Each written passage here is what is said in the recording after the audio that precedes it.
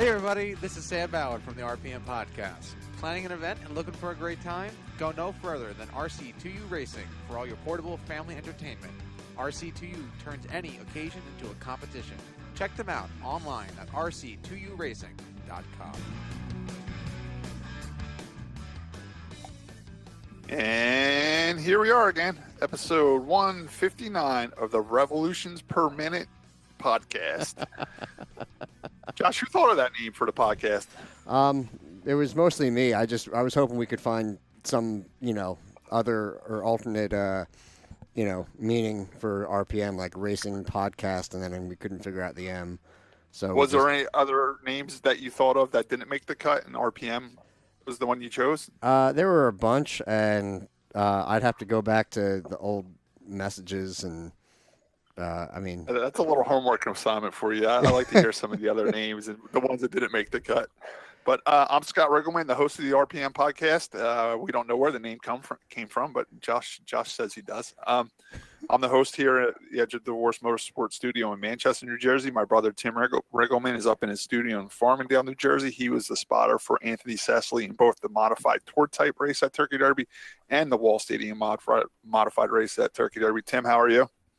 I'm good, ready to go. Are you all warmed up from the Turkey Derby weekend? I tell you, it took me a good day to get warmed back up, that's for sure. Going to get warmed up just in time to go back and get cold again.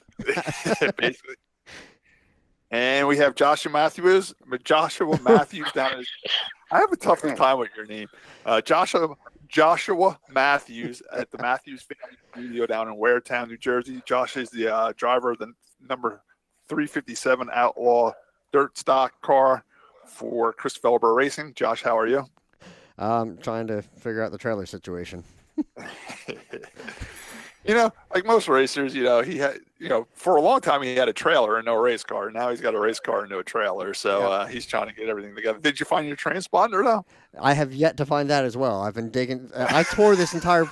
I couldn't even find the GoPro to start recording the show right before. I am such a disaster right now. It's embarrassing. And I know I had it out at one point. I don't know. I remember charging it on this table, and then I don't know where it went. So I actually have to go through all our podcast stuff, I think. All right, guys. Well, today we're going to talk mostly about the Turkey Derby, and I know our local listeners love when we just do the local stuff. But we just want to touch real quick on some NASCAR stuff that was announced today. First thing that was announced, and I'm pretty happy to hear this, is Corey LaJoie is going back to Go Fast Racing for next year. He just signed another 1-year extension.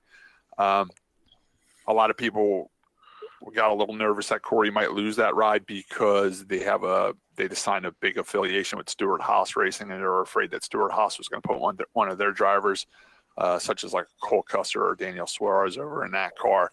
But Corey did say today that he is staying there for the duration of 2020 and the duration of that generation car, because they switched to a 2021 new generation style car in 2021. And he says he's real excited because at the shop today, Stewart-Haas dropped off 4 complete race cars without engines from their fleet of cars over from Stewart-Haas. And he said it's the newest equipment that they ever had. Even though it's Stewart-Haas's last year stuff, it's still a lot better than what they had. He said they had 4-year-old Roush cars. That's what he's been racing. The newest car they had was an old 4-year-old Roush car that wasn't even right from Roush. It was actually from Front Row Motorsports. So he's real happy to be getting new equipment. And he's one of those guys that has been doing a lot with a little. Like, he gets the most out of that car. He doesn't wreck it. He finishes well with it. He can take a 30th place car and get a 25th out of it, and that's pretty respectable in that sport. I thought maybe he would be a little disappointed with only signing a 1-year deal, but he sounds like he's happy with it. He said he's happy with the 1-year deal. He says his car owner only likes doing 1-year deals because you never know what's going to happen from year to year. And Corey also likes it because he even said it's good for him too, because right now he's 28 years old and there's a lot of turnover in the Cup Series right now. A lot of these bigger drivers are retiring, so he doesn't want to lock into a second or third tier team in case something pops up for him. Who knows? He might get the call from Hendrick to drive Jimmy Johnson's car or something like that because he's been doing so well with Go Fast Racing. And he says he also likes building with Go Fast Racing. So if, none of the top tier rides pop up after 2020, then he'll try to sign another year deal with Go Fast Racing. He did say he got approached by Front Row Motorsports to replace David Reagan. He could have went to that ride, but he wanted to stay at Go Fast Racing because he's been there for a couple of years now, and he wants to keep building on what they're doing over there. The other news, which was pretty much a shock to me, was Stuart Friesen's team, Halmar Racing. They announced that they're switching over to Toyotas, and they're getting all their Toyota trucks right through Kyle Busch Motorsports.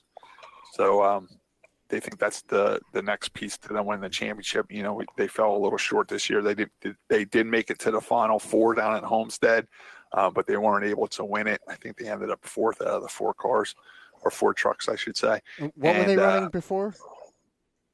They were at GMS, and I think GMSs are Fords, right? Or are they Chevys? Josh, I looking at that. No, I think he had Chevys, right? Whatever GMS had. This is all that team stuff that I'm terrible with. Yeah, I'm more like, just look up that car's Racing pretty. I like it. Go. Yeah. But he's switching over to Toyotas now, which is kind of weird because there was no Toyotas in the Final Four down at Homestead, and now he's saying he's switching to it because he thinks he's a better chance of winning the championship there. Well, so if it's coming from KBM, yeah, it's top tier equipment. Yeah, absolutely. What do you think a price tag like that is, Josh, to buy all trucks to last you the whole year through Kyle Busch Motorsports? Can't be cheap, huh? Let's see. Could I sell every house on my street and still be way short? Yeah, no, I can't even fathom. You can't even scrape enough up to put 2 trailer tires on your trailer to get to market Saturday. Right. It's money well spent. If anybody's interested, I'll be down at the street corner for. And Tim, you're right. If you're spending that type of money to race the truck series anyway, you might as well spend a little bit more and get the best of the best, right? If you're going to do it, go do it, I agree. Yeah. Like you said, you're going that far, just go all the way. Right. Makes all right. sense. So that's just a little bit of NASCAR news we had, and we're just going to be touching base like that all year long. Whenever something pops up, we'll talk about it. And there was something about Kyle Busch being a WWE champion or something like that. Yeah, I knew nothing about that. He won the 24/7 WWE championship or something like that, and I don't know. But I did see a picture of him today. It was kind of cool. He was standing next to his NASCAR championship trophy, holding his wrestling belt. So he's got a lot going on in his life right now. I will never understand the pro wrestling thing. I just since you brought Kyle Busch up, I feel real bad for Southern National Speedway. They had their little Turkey Derby race last weekend as well, and Kyle Busch showed up on Friday out of the blue with his late model, just pulled up to the pit gate like a regular racer and signed in and practiced all day Friday in anticipation to race the race on Saturday. And, the news was all over Facebook that he was going to race, and the track said tickets started selling like crazy because Kyle Busch was there, the champion. And the NASCAR champion was going to go short track racing unannounced, just showed up, no publicity, no nothing. And unfortunately, the race rained out. Well, we had a similar issue, so. And then, so I felt bad for the track because it was a good chance for them to make great money, Yes. And part of the reason why Kyle Busch was there, how cool is that? People always talk bad about Kyle Busch and put him down, but this shows that he's a true racer. You know what I'm saying? Like, he is the NASCAR champion. He had scheduled appearance with WWE on Monday night, I guess it was Monday Night Raw or whatever it was. He's been doing the whole tour. The night show. What do they call the shows at night on TV? Like David Letterman shows. Oh, the late talk night shows. Yeah. Yeah, the late night talk show circuit. He's been doing that because he's a NASCAR champion. But he still took time on a Thanksgiving weekend to go short track racing and just to go race. No fanfare, no nothing. He just showed up there to race. Yeah. But they said part of the reason why he was doing that is in preparation for the Snowball Derby, which is going to go down in Pensacola, Florida this weekend. It's the biggest late model race of the year down there. He's also competing in that too down there. So, our NASCAR champion is going back to his roots and racing late models, and I think that's the coolest thing in the world. Again, I know a lot of people hate him, and it's fun to hate him and all that, but like you He's said, a racer, man. Yeah, he's a true racer. He's going to race, and but I don't know how top tier is his late model equipment. Yeah, he's got money to buy good stuff. It's top tier. It's cup caliber stuff. Yeah. Don't get me wrong. Yeah, but good for him. Why should he bring something less? You know what I'm saying? Oh, I'm not saying that at all. Yeah. But it's also if it's a track that he hasn't done testing at or something like that.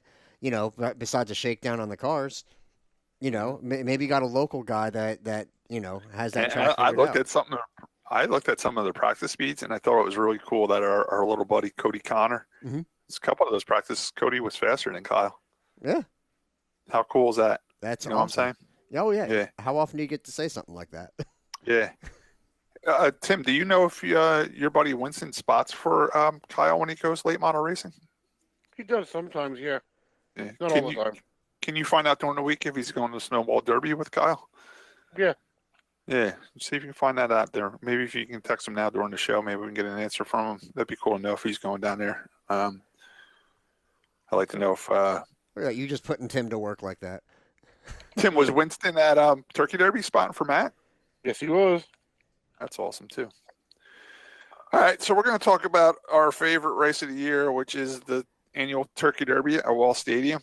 It was... another great weekend over there, other than Sunday getting rained out, unfortunately. Rain postponed because right. That got moved to this Saturday. What time did the pit gates open Saturday, Scott? It's the same exact schedule that it was going to be anyway. Okay. Pit gates open at 10 a.m. Okay. Practice starts at 11. I'll see if I can wake up by then. I'm going to try to get it loaded up Friday night because it's going to be cold at 9 o'clock in the morning trying to get loaded up to be at the track by 10. So where do you want to start with this whole... Start with Friday and work your way? Okay. Yeah, let's just start with Friday. I mean, Friday morning, I can tell my little story. Friday morning, I got to the racetrack at... we left here at 7 a.m. I think I was at the track at 7:30. Our first practice was at 8:55. Got all my stuff unloaded, and before practice even started, they let us pull just our cars into the pits. From the parking lot. What I do is I pull both my cars into pits, get a spot in the pits, and then I bring my flatbed outside and throw my spare tires on, Nancy's spare tires on. A small toolbox, gas cans, funnel. The electric impact for taking the tires off an air tank, and of course my air gauge, just bring a little something in so you have it. I went out and practiced and my car was awesome. Really, really great. It really turned well, ran great. I only did 5 or 6 laps. I said, this is good because I had my good tires on and I didn't want to put too many laps in the tires. I come in the pits and I look up and Nancy's getting towed in. Because we were out in the same practice. And I'm like, uh-oh. And I said, Nance, what happened? And there was no dents on the car. The nose wasn't pushed in or nothing like that. So I know she didn't hit nothing. I said, Nance, what's the matter? She's like, I think the transmission went. I'm like, oh, you got to be kidding me. Because we run automatic transmissions and we run factory stocks. I mean, when you get change that transmission, it's no different than changing a transmission in a 1986 Chevy Monte Carlo that's on the street. You know what I'm saying? You got the same exhaust to work around and you're up against the firewall and there's not much room to work, Same stock cross member in that car, you got to pull the drive shaft out and everything. How do you get to those top 2 bolts on the bell housing? I have a long extension with a swivel socket on the end. That's how I get to them. Okay. But they're still a pain. Yeah, but they're not bad. From the bottom, I, do it on a lift, and I do it from the bottom. And another thing I do, Josh, is I take the cross member out first, and you got to be careful. Sometimes you should take the distributor cap off so you don't break it on the firewall. But I take the cross member out, and I let the motor and trans droop down a little bit. Okay. And then I can get those 2 bolts easier because now it's hanging down a little bit, and I can get up with a long extension and a swivel socket between the firewall and the bell housing. So yeah, that's my little trick. I let it sag down a little bit, but you got to either be real careful, you don't let it drop too bad where the distributor cap hits the firewall and breaks off, or just take the distributor cap off. You know what I'm saying? Right. Before you let the motor in the train drop down. Anyway, she gets out of the car. She's like, Scott, I think the transmission went. I'm like, oh, Jesus. Because I don't have a spare one, because I got 4 race cars and they all got the same transmission in them. So I said, well, start it up and let me hear it. And she went in reverse and it moved fine in reverse. And then when she went to put it in, second and first, it made this god-awful noise.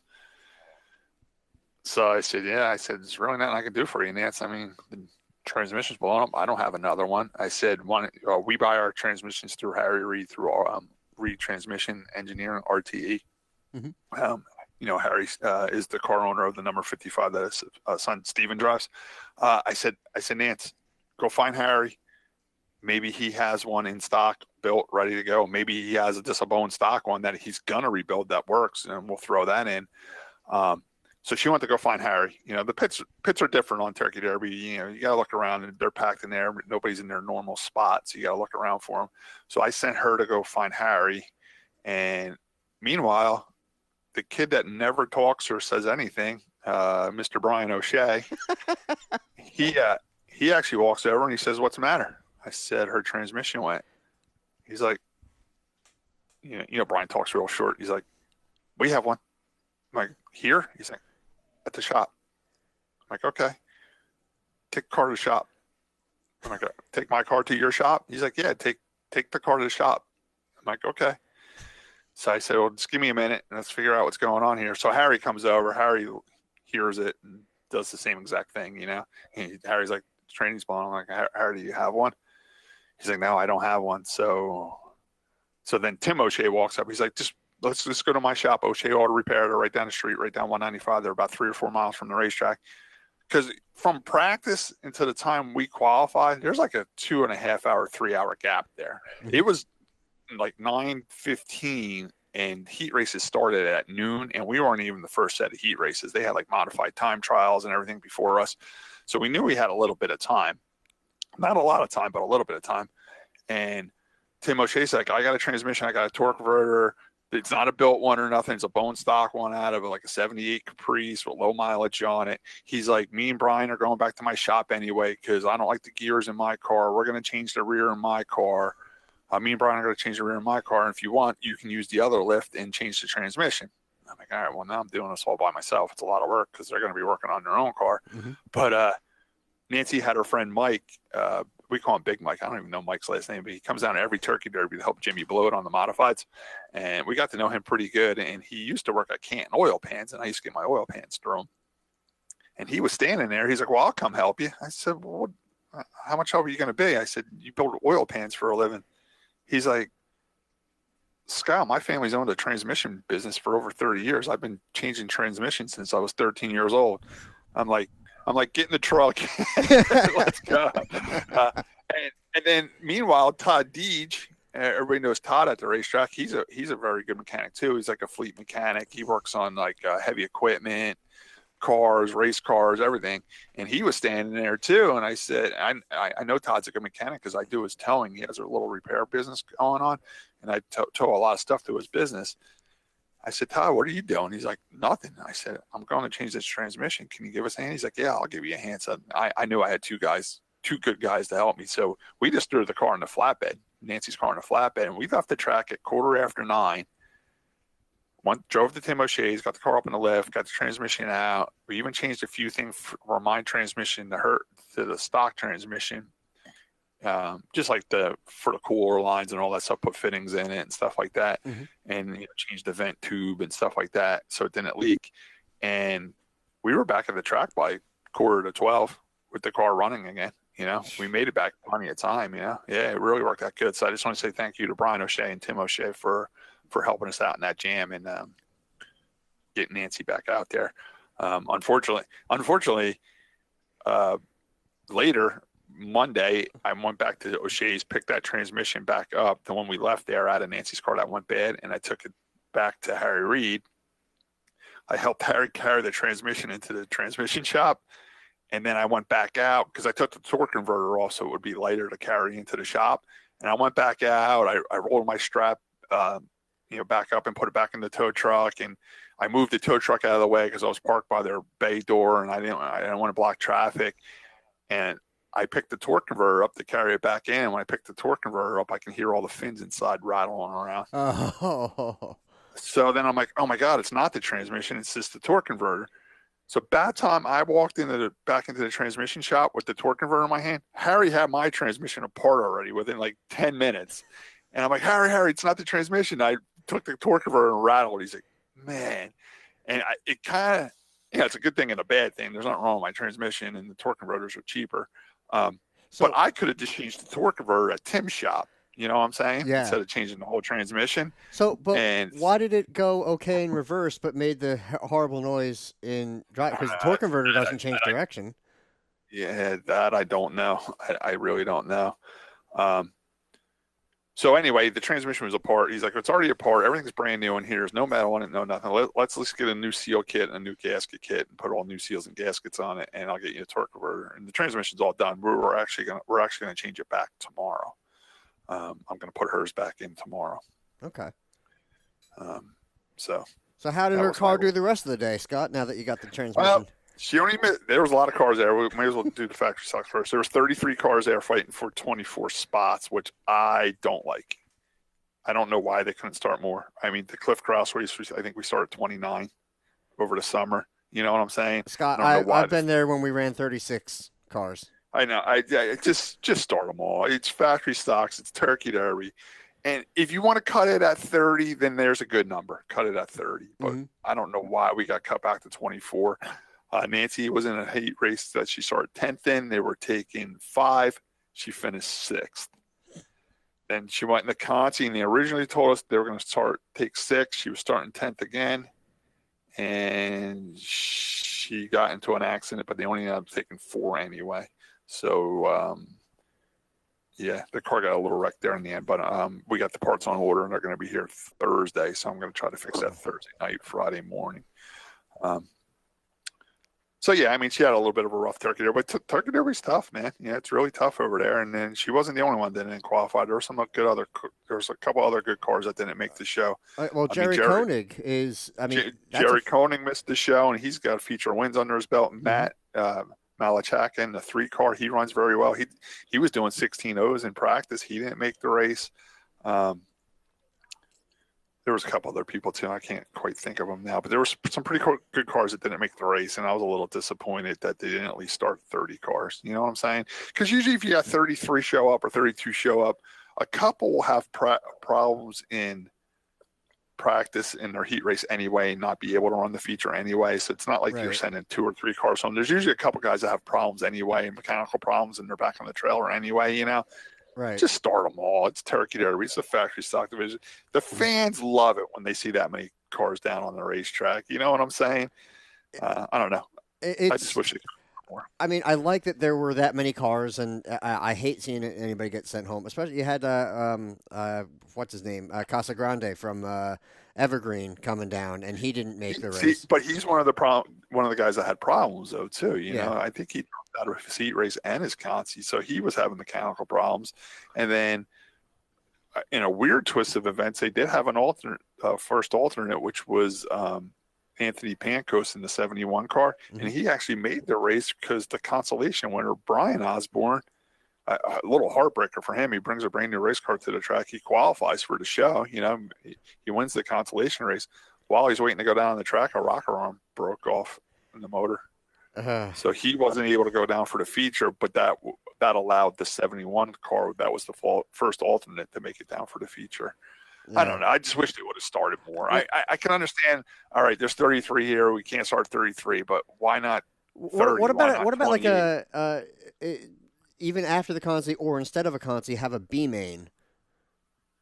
Well, I mean, they made it like 12 laps, which was kind of cool. The Conti, you know, it gave them a little bit more. Laps. But, yeah, it was kind of cool, but it's just like you said, Josh. You've been there when they started 36, and the crowd loves it when all those cars roll down on the track. You know what I'm saying? And it's the factory stocks. I mean, let them race. How many times we saw people spinning in the heat races and in the feature? where they're spinning out, bouncing off the wall, and there's no yellow. They just it's almost like they enduro. keep going. Yeah. Yeah, they keep going. Yeah, I don't know. I was a little disappointed that they only started 24 of us. Yeah. No, they were. I noticed for going to tour races, there were a couple Connecticut cars there too, wasn't there? Where at Wall Stadium? Yeah, for the factory There was stock. one car from Seekonk there.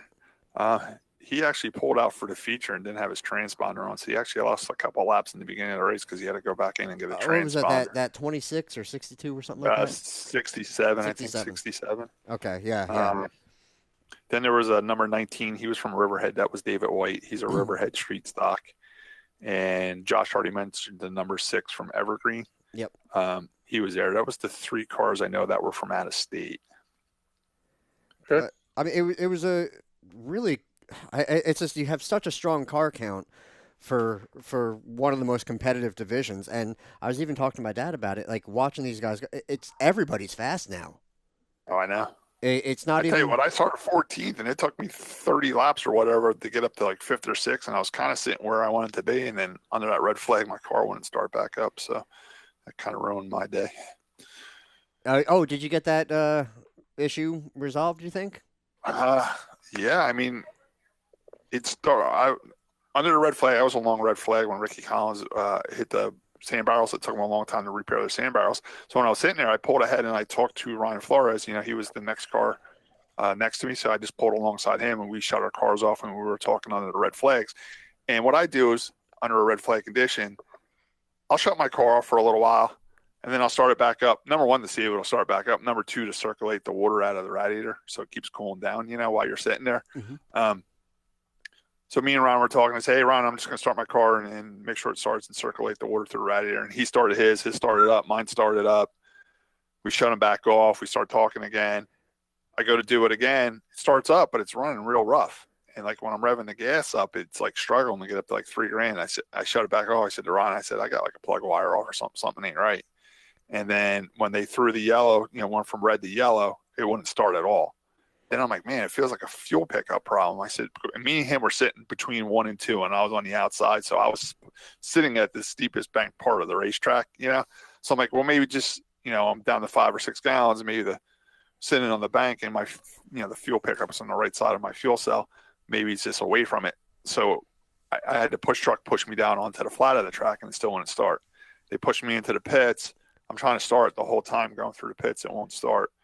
I get to my crew guys, and they're like, what's wrong? I said, it feels like it's out of gas. I said, put a couple of gallons of gas in. We had 1 gas can left in there, and it had 2 gallons of gas in it. So they took the gas cap off. As they're pouring the gas in it, the car starts, right? So they put the gas cap on, and I go back out. There's only 4 laps left by the time I get back out there.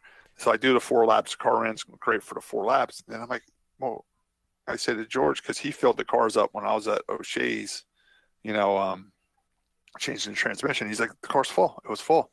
So I opened it up, and there's still like 7 or 8 gallons in there, and we only put 2 in there. So I knew I had fuel in it. So then Saturday morning, by then the race is over anyway. The car started. We loaded all our stuff up, got out of there. It was a long, cold day at the racetrack. We go home Saturday morning. I get up early Saturday morning, and I take my fuel cell apart, pull the foam out of it, check the make sure the pickup didn't move or wasn't facing up or anything like that. It wasn't. It was in the right rear corner.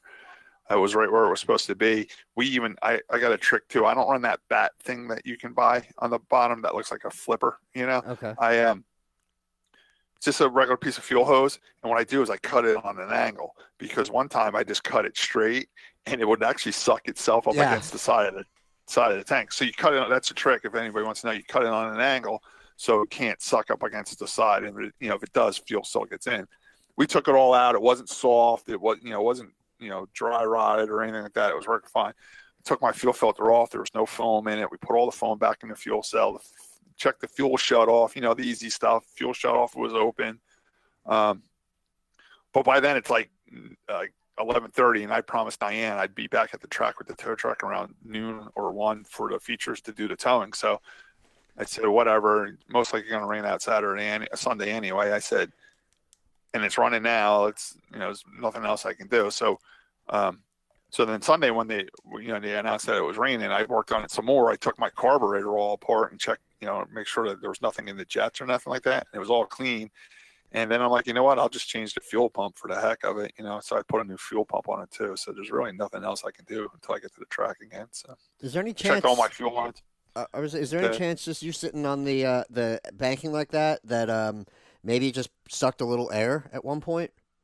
That's Tim O'Shea's theory. Tim O'Shea, he's a mechanic all his life, and he said, Scott, you might have had vapor lock, and what happened was when your guys took the gas cap off, that burped your vapor lock. But it has a vent, and I took my vent off while we had the fuel cell apart and blew through the vent. So I don't see how it could vapor lock with a vent tube on it. You know what I'm saying? The vent tube was open. But Tim O'Shea thinks it vapor locked from sitting there, and when my guys cracked took the gas cap off, that unvapor locked it. Who knows? I hate fuel pickup problems when you can't find nothing. I mean, so I changed the fuel pump anyway, even though it was working in my garage. I put a new one on. I took the old fuel pump and put it on the bench and bench tested, and it seemed like it was working fine. I don't know. I changed everything, and it's full of gas again, and we'll see what happens Saturday. You know what I'm saying? Speaking of the devil, Chris Felber is actually calling me right now. We're podcasting. He's gonna have to Chris, wait. Podcast. I'm sorry, bud. I'll call you back later. But that's it. Congratulations to Shannon Monjo. Shannon Monjo won the first factory stock. Did any of us pick Shannon Monjo? I got to bring that. I know I picked Brian O'Shea, and Brian O'Shea finished a very close second to Shannon. Let's see. Well, I mean, overall, I'd say it was a pretty darn good race. It was a good race. A lot of fun racing, a lot of hard battles. Like you said, everybody's really equal. My car was running great. I was moving up through the field. Nobody picked Monjo. No, I know. I picked O'Shea. My brother picked Ryan Flores, and Josh, who did you pick? I had O'Shea and Elliott. Okay, well, you still got Elliott for Sunday then. Yeah. For this Saturday coming up. Yeah. All right, so none of us got that one. Congratulations to Shannon Monjo on the win. You want to do the top 10 for that, Josh? Yeah, I'll bring that up in just a second. I was going to say, I mean, have you heard anything from Ricky Collins? I mean, he seems all right, right? Yeah, he was fine. I mean, he was back at the track on Saturday trying to qualify for the tour type race. Another problem I had that kind of made me a little mad is I go in the pits, they fix my car, I go to pull back out on the racetrack, and all Ricky Collins' crew standing in the middle of the pit lane, when I'm trying to get back out because they had their bad wreck, so they were all mad about what happened on the track with them. So there was a whole gang of them. I'm like, guys, get out of my way. I'm trying to get back out on the racetrack, And then I pull up and rev my engine, and they all moved out of the way real quick. But then when I go by, they were like giving me dirty looks. I'm like, oh, well, you guys are in the pit lane, not me. I'm trying to get back out on the racetrack. Well, you had a pretty good view of that wreck. I mean, you were right behind it. Yeah, and I haven't. I know Ricky wants me to post my in-car camera, but I haven't had a chance to do that yet. Tell you the truth, I was just trying to miss it. I really don't know whose fault it was, but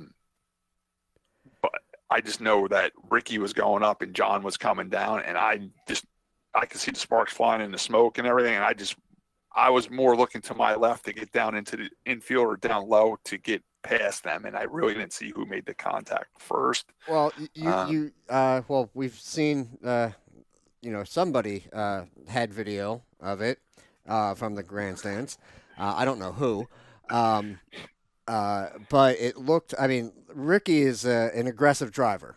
And he did go in there pretty hard against Bowers, and kind of shoved him up the track a little bit. And going down the backstretch, they were kind of on each other, and it looked like Ricky was trying to come up a bit while Bowers was trying to turn in, move down the track for turn 3, and maybe they should have lifted. I'm not going to get into that part of it, but it was Bowers making contact there, and it looks like he went right through him after the initial contact. So I don't know. But when you're in the situation as Bowers, when you're up against the fence and the car below you keeps coming up, it's like you almost have to turn down or you're going to go into the wall yourself. Yes. You know what I'm saying? And by looking at some of the video, I'm not saying it was Ricky's fault or John's fault, but Ricky was kind of high if you look at the zipper line. If you look at where his tires are compared to the zipper line, he was evading John Bowers' personal space, I'd like to say, but and you're right.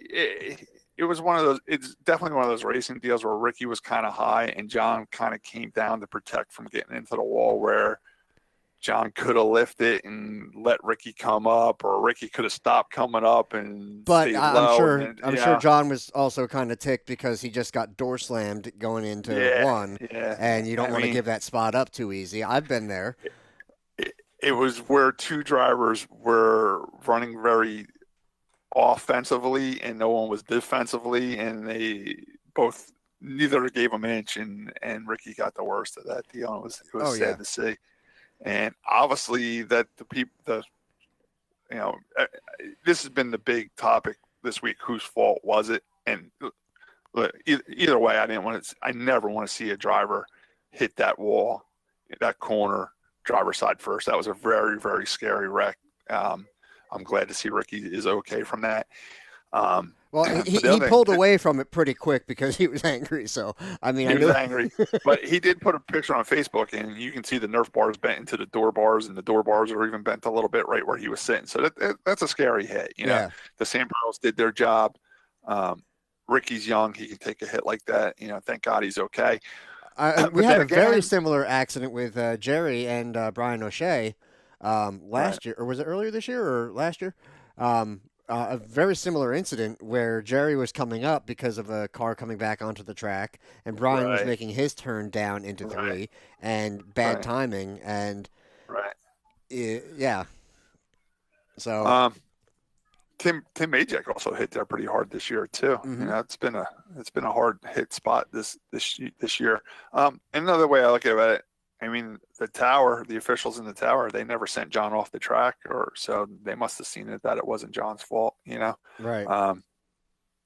Or they were mad at Ricky because Ricky was chasing after John a little bit under the red flag conditions, because they were screaming at Ricky over the radio. Yes. 16, stop moving, and red flags out, red flags out. And I seen Ricky drive by me, and I'm in 1 and 2. So he drove all the way from turn 3 all the way around, and he's like dragging parts, and he's still driving. Then he tries to drive in the pits while the Reds were out. The track crew finally stopped him. So he was getting yelled at pretty good over the radio. So I will say I'm actually surprised that he didn't get suspended for Saturday because of all that. Yeah. I mean, because he put his whole Saturday race in jeopardy by doing that.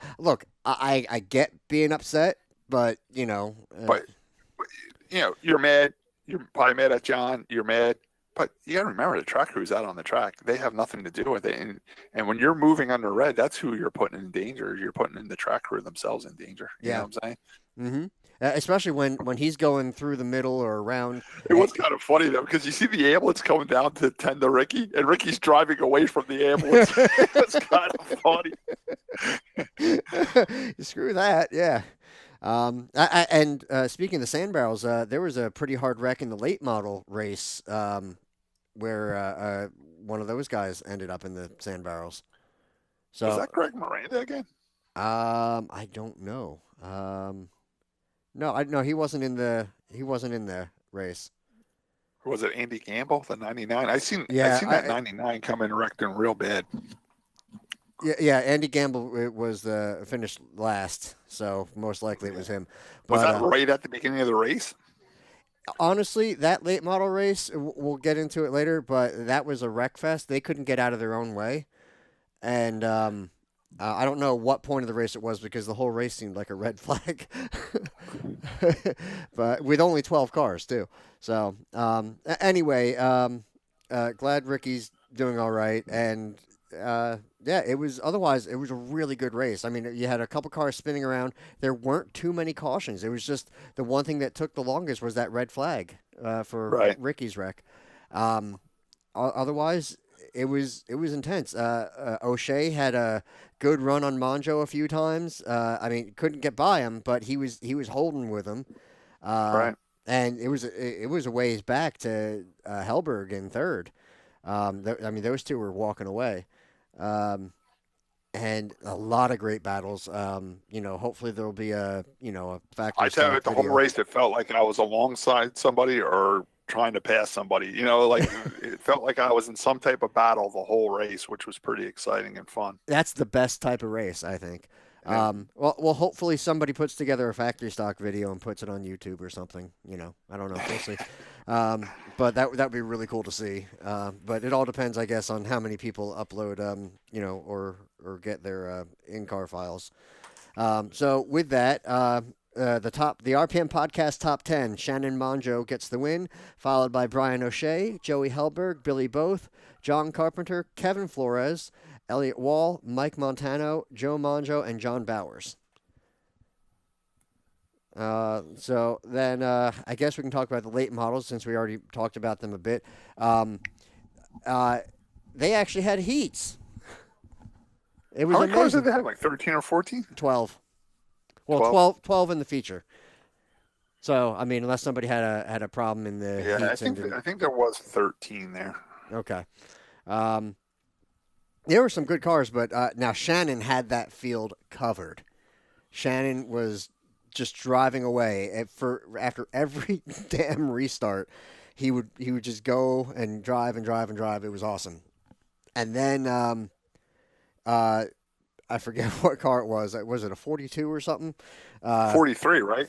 43 was it? Yeah, he was. Yeah, I think that's Ray Manieri from Long Island, if I'm not mistaken. Was there a Ray Manieri in that race? Yes.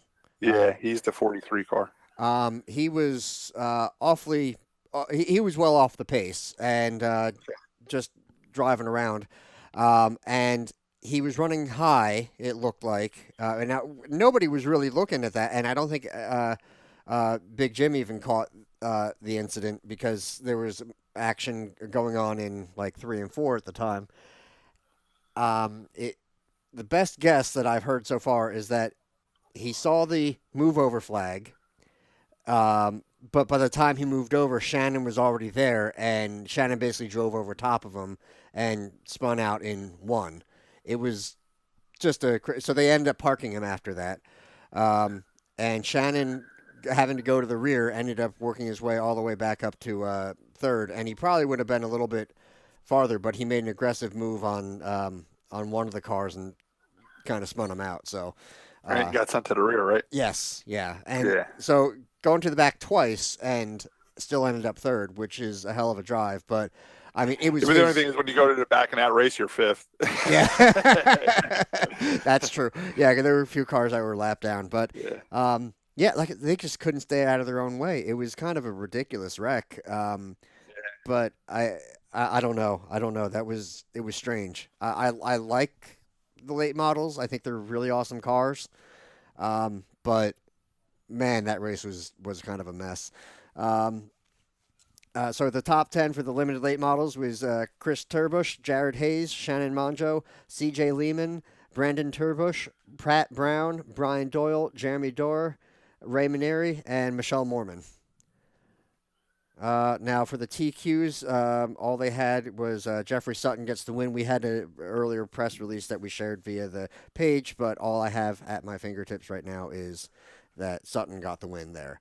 There was a flip in that race. Do you know who flipped? No. Yeah, it was a 98 or something like that.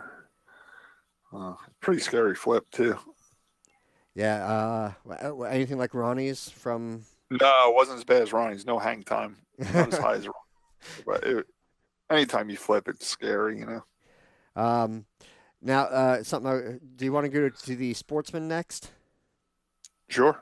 Well, hang on, let me get our light on because a half hour later we were 6 laps in, and I wish I was joking about that, but yeah, it was a really long, drawn out race. Eventually, towards the end, when they got rid of half the field, they weren't too bad. But yeah, same thing. They just couldn't get out of their own way, as we expect. And I know it was a cold track, trying to get heat in the tires and everything else. But I think I tell you what, Kyle Sisko just walked away with that one. If I remember correctly, you might want to check your little paper there, Josh. I'm pretty sure I picked him. Okay, let's see. Where is it? Okay.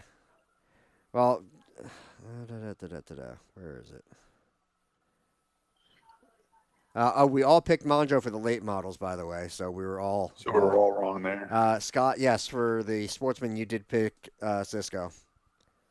Who did Tim pick? Tim picked Monjo, and I picked Neil. Neil Rutt. Tim, did you spot for Neil Rutt in that race? Yes, I did. How'd you guys make out? He lost power steering like the first 10 laps of the race. Did he get into like some type of wreck in the heat races? I thought I saw them working on the front end of that car in the pits. No, didn't they have time trials? They had time trials. I wonder if Yeah. something happened in practice. I tell you what, there's a lot of people in the Sportsman division spinning out in time trials. Did you see that? Yeah, I know a couple guys went and they spun out right before they took the green, so they went backwards around the whole track so they could get another. Yeah, it was run at almost like a trick they were doing to heat the tires up. You know what I'm saying? Yeah. Like it's like they were spinning the car out and they'd floor it, kind of do like this lazy donut almost, like, you know, and then they go faster on the next lap. Yeah, I mean, it was tough. It was a cold day. You had no real time to get heat in the tires. Now, everybody was having the same issue, so it was not just who could turn the fastest lap. It was who could actually get their car to not, wreck. A lot of people were spinning out in 3 and 4. A couple guys just they couldn't keep the rear end in the rear. Right. But it made for one of the more interesting time trial sessions I've seen in quite some Right, time. you sure did. I've never seen so many cars spin out, and good cars. I mean, Kyle Cisco, who went on to win the race, he spun out. Shannon Maggio, who has probably more laps around that racetrack than anybody, he spun out in his. Yeah. That's all I was getting. I'm like, are these guys doing this on purpose to heat their tire up for their next, the next lap? Yeah, I don't know. I don't know if there's any conspiracy to it, but it was a mess. And then I think the wall mods went out and they had a similar issue, but with bigger tires, it was a little bit better for them. How do you guys feel about that? I don't understand why they time trial the wall mods on Friday and not on Saturday. I think it's all about the tour mods, just trying to give them more time and fit everything in. On Saturday? Yeah. Okay. And then I guess if they have a lot of wall mods there, if you don't time trial, and that's the weird thing too. They should have the time trial and the consi on Friday. I think they have the consi on Saturday for the modifieds, or did they have it on Friday? I don't remember seeing it on Friday. This way, if you don't qualify, you can go home. You know what I'm saying? Like, yeah. You know what I'm saying? I agree with you, Scott. Get them out that way. If they're not going to make it, then just send them home. Let them go get warm. Yeah, let them leave. But let's see what else was interesting about the Sportsman race. What does John Russell drive? Is that the Farmingdale First Aid truck? Yeah. Then they run into each other or something down in turn one. Backed it into the track truck. Or the track truck backed into the. No. The first aid truck backed into the track truck. I saw that. The crowd went crazy. The crowd loves stuff like that, don't they? Well, they couldn't wait for the demo derby. But not that they weren't seeing one already. But yeah, that was. I'm just glad nobody was between the two or anything like that, so nobody got hurt. It was just that just reminds me of an old story. I remember one time this guy brings a beautiful Chevelle there. Beautiful Chevelle, like a 66 Chevelle convertible. They had magnets made up on the side that said the Rat, and Lee Greenwood was driving it, and he had 2 Coors Light girls in it, or 2 Rat girls in it, pretty girls, trophy girls. Well, the one girl jumped in late, and they were calling for Lee to pull down the track. He was pacing the modified race before it started, and she didn't shut the door all the way, and when Lee drove out on the track, the door swung open and whacked the telephone pole, the fence, and shattered the window out of it, bent the door, ripped the door off this beautiful 66 Chevelle, man. That was the craziest thing I ever seen at a racetrack. And I don't know whose car it was, but I'm sure it wasn't a good thing when they bought it back, because it definitely wasn't Lee Greenwood's car, that's for sure. Oh, wow. How long ago was that, Scott? Oh, my God. That would be 10, 15 years ago when the Rat had a real big presence there when they were sponsoring Russ Cook and everything like that, Wow. You got to worry about those things, but I don't. You have the top 10 for the Sportsman race, Josh? Yes, I do. Kyle Sisko, as we mentioned, pretty much just like you said, walked away with that win. Good driver, good car. Kevin Davison, Karsten DiGiantomaso, Jarrett DiGiantomaso, Michael Rising, Eric Lane, Earl Pauls, Jake Nelke, Jonathan Loray with a great finish in ninth there, and Shannon Monjo in 10th. I'm surprised Shannon didn't get farther up there, but Yeah, Shannon wasn't that fast in that car, right? And they're usually a lot faster when he drives that car. I don't know if he was struggling with any type of problems. Same with Eric Lane. Eric Lane's a lot faster too. I talked to his father, Jeff Lane. Jeff said they had this weird stumble in their car all weekend and they couldn't get it out. They even tried a different carburetor, a different distributor. He said it was just breaking up real bit. And I said, Jeff, change your toggle switch. Sometimes that happens. Mhm. I've known people that had bad misses in their car and they change everything. And then when they change the toggle switch, it seems to work better. Jeff just said they had like this little nagging stumble coming off the corner all weekend. They couldn't get rid of it and it really hurt their lap times. he did time trial fairly well, though. It might have helped them on that cold track. Yeah, You know what I'm saying? It's traction control. Yeah, it's like built-in traction control. Yeah. But overall, I mean, like I said, when they got rid of half the field, it wasn't so bad. It was really rough in the start, and I know some people. I was sitting in the pit grandstands during the beginning of that race, and people were like, "Come on, these guys just they." It was Did they ever frustrating. make them go single file or anything like that on restarts or anything like that? No, they did that to the late models, but they didn't do it to the Okay. Sportsman.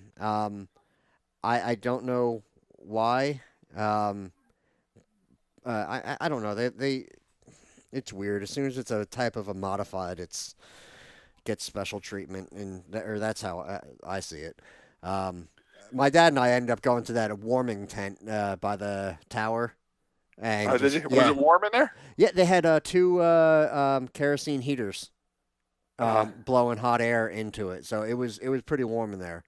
I mean, not Did so. a lot of people use it? Did a lot of people opt to go into that? Yeah, especially there, like with the Sportsman race. I mean, there were a few, whether it was a really long yellow or red or something like that. Yeah, you would see the crowds come in and go, but there was always people in there. Yeah. I think it's one of the greatest things the track does. They had two of them, right? I only saw one big one. Yeah, I seen one big one up by the grandstands on the other side of the office, and I thought Yeah. there was one towards the fence too. Was there another one over there? I didn't see another one. Nah. Okay. Maybe I was just looking at the wrong direction the whole time, but yeah, I only saw the big one. And I'll tell you, it's nice. They have a bunch of tables and chairs in there, so if you want to get your food and stuff, you go in. Great idea. Yeah. I mean, Diane definitely thinks of every angle there to keep the fan happy. But we always talk about it. I wish they would still bring in some porta potties. Did you see if they bought any porta potties in, or they're just relying on the bathrooms that are there? I didn't see any porta potties. That's the only complaint I have. I even if you bought porta potties in, like 10 of them, and set them down by that mulchy area at the end, a few people would go down there and use them, and it would free up your other bathrooms. You know what I'm saying? It's I will a lot say, of people for a couple of toilets. yeah. Well, and I'll back that up a little bit. While my dad and I were sitting in during some red flag or something, inside the tent was the clean out for the bathroom. And I guess, geez. yeah. So all of a sudden, Brian Hammer walks by with one of those Hit with a snake. electric, the snakes, and I'm like, oh well, it might smell in here in a few minutes, but That's what I mean. I just don't understand why she bring. You go to some of the other tracks. They even make you can rent like a big trailer, like a bathroom trailer now, like a portable bathroom trailer. I mean, something like that. That's the only thing. That's the only thing I wish she would do is bring in a few porta johns and like maybe a bathroom trailer. yeah, I overall I didn't seem to run into an issue with the bathrooms or whatever, but Because you figure the men's rooms, there's 2 toilets underneath the office in the men's room. Mm. There's one in the other bathroom that's in the grandstands by the pit concession stand, Yep. and then you have one toilet in the men's pit bathroom. Now, I'm not talking about urinals. I'm talking about a regular toilet with a stall. So for that whole place, for every man in that stadium, there's 4 toilets. yeah, That's not enough. That's not enough. you are. After eating Thanksgiving dinner. Yeah, after Thanksgiving.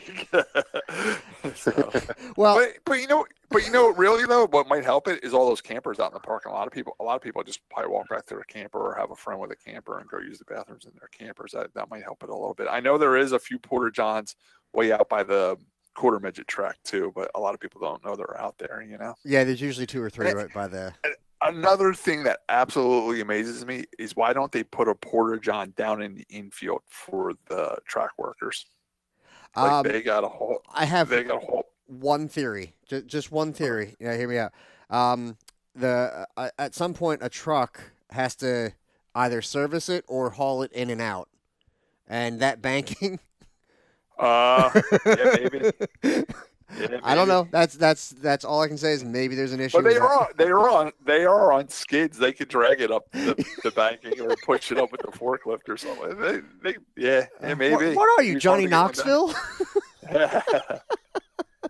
Well, there is drains down there. You can just knock it over down there and right by one of the drains. You know what I'm saying? It's just crazy. Like under yellow, you see all the track crew trucks do 100 miles an hour up to the bathroom. And then when they get up there, they're waiting in the same bathroom lines as everybody else to use the bathroom. I really think they should have a porta john for the track crew guys. That's not a bad idea. Otherwise, they, if you get like a couple Gatorade bottles or something, but so Scott if Scott was the track promoter, he would put some more bathrooms in. Yeah, I would definitely add bathrooms on big events like. They did bring back the temporary spotters tower thing stands. Oh, that's cool. Yeah. Well, that little like stage thing that you were platforms? Yeah. Okay. Yeah. I can't think of other than I saw Big Jim up on the one crow's nest there. I don't see that getting much use. I know it's not official. The real tall ones, the white ones. Yeah, that's only for officials. If you go up there, you go if you go down there. Yeah. But you don't see officials there. You only see Big Jim up there once in a while. I mean, it's kind of a shame because it's a great viewing platform. I don't know. How many people can fit on that little stand there, Tim? Probably 6 or 7. Okay. They had like 2 or 3 of them. Okay. Where do the rest of them stand? I didn't sit there. I went and sat down where I normally sit. And the other people were where they normally sit, but most of the people were there this time. Okay. I'm trying to figure out where most of the people, where the best place to spot from is. You can see good anywhere at Wall Stadium. You can spot. Yeah, there's really not a bad seat in the house there, really. That's one of my favorite reasons, or one of my favorite things about the track is, and that's why I have a bone to pick with Dover, because it could be very similar except for that stupid horse track. Anyway, that's a fight for another time. So let's see. We covered the Sportsman. Let's do the 4 cylinders. Yes, that's a good one. That was an exciting race. Yeah, I didn't get to see it, but because I was packing my stuff up because Alan was asking us pretty nice to try to get out as quick as we can because he had a line of tour type modifieds waiting to get in when the event was over. So I was packing all my equipment up to get both race cars out of the pits, the main pits, to allow other people to come in. But I was hearing over the PA system, once again, Ronnie Mullen, knock it off. Ronnie Mullen, knock it off. From what I'm hearing, Ronnie Mullen and Rob Longo got their feud back up and going, their longtime feud. I heard they were going after each other a little bit. And then I heard Neil Rutt and Ronnie got into it pretty good where I think Neil actually got black flagged out of the race. Yeah, so did you watch it, Josh? I didn't watch it. I'm just going by what I was hearing on the race. You're pretty accurate. I did watch it. So I don't know exactly what initially happened between Rob and Ronnie, but they got together in 1 and 2, and Ronnie spun, and so Ronnie starts going back after Rob. I don't like really those two. Why can't they just avoid each other? I know, just stay away from each other. Yeah. I don't know. Ronnie was faster, and once they kind of got over it, or once Ronnie cooled down a bit, he made his displeasure known, and then it moved on. But no real damage from that incident. Anyway, Ronnie then races all the way back up through the field, catches Neil, who was running very well. He had actually lost the lead at one point, but a caution actually reverted them back a lap, and he got to stay in the lead and was doing well. Ronnie passed him, rubbed him a bit, basically pushed him up to the outside wall on the backstretch. Neil was unhappy and kind of dive bombed Ronnie and took him out. And I saw something about a flat right front in there somewhere, but Ronnie spun out and Neil got black flagged. But Ronnie didn't go back on the track. I think he could have easily, with the way he was running, he could have easily gotten right back up to the front. So instead, that your shark fin car, which they made him remove the shark fin, crossed the line first, followed by Alonso Morales, and then another. What was that? I forget his name. It was either Joe Warren or Chuck McDonald there, and then. Now, did the shark fin car pass Tech? No, he did not. The first and third. The shark fin car that won was Joe Warren. Yeah, the third place car was McDonald. Okay, so they both got DQ'd, which gave Alonso Morales the win, and Rob Longo ended up in second. So does that mean both me and Scott were correct? Because I picked the shark fin car to win, and Scott picked him to fail Tech. So let's see. Let me get to the four cylinders. Scott picked Loesch for both. Yeah, I picked Neil Rupp, but then at the end I said shark fin car is probably going to win. Yeah. And I say the shark fin car is probably going to win, but he's going to fail Tech. Yeah. I had Neil as well, so I don't know. Do we give it to Tim? So did Neil finish the race? No, he got penalized for wrecking Ronnie or something, right? Yeah, he was black flagged. So how come I don't remember that race? I was there. And not only was he black flagged, I saw Neil Rutt's father at his job, and I didn't know that Neil got in trouble in that race. And I said, "Hey, you guys going back this Saturday?" And he's like, "If they let us." And I said, "What do you mean if they let us?" Neil's pretty well liked at that racetrack, from the fans and the officials. And he's like, "Oh, we got in a little bit of trouble. We were wrecking with Ronnie in the four-cylinder race, and we got black flag for rough driving and stuff like that." I said, "Oh boy!" So he doesn't even know if they're allowed back Saturday or not yet. I hope that they are. Yeah. But I know that he needs to kind of cool his jets. I mean, we've seen Neil get hot-headed too before. Anyway, overall, it wasn't a bad race. It was certainly an interesting finish, especially with the tech aspect of it. So let me get back to the results here. So I'll do the top 10. Alonso Morales, Rob Longo, Mike Lavery in third, which was a great finish for him. Rob Laskowski, Ian Ashford, Marco Volsanic, Nicole Rosano, Cody Critelli, JC Duvall, and Darian McLaren. Good finish by JC. He hasn't been in that car in a year, and so good to see him back out there. A lot of people pulling for him, and he pulled off ninth in a crazy race. I mean, you're talking 24 cars. So, good job to all of them. Now, who do we want to do next? Legends? Sure. Me and Tim cheated on that one too. We picked the Herbie Lovebug car to win. Okay. And there was actually two of them out there. Oh no. Yeah, but neither of them won, so we had two shots instead of one. All right, so I didn't get to see the Legend race. And let's see. Oh, actually, one thing I did want to mention real quick, talking about the Sportsman before. Elliott time trialed really well. Yeah, well, there's a backstory to that. You see where he qualified, right? Fifth? Yeah. Did you see where he started? In the back. What usually happens when that happens? TQ'd. Light over the scales or something? I don't know. DQ'd. tire softener. Oh, okay.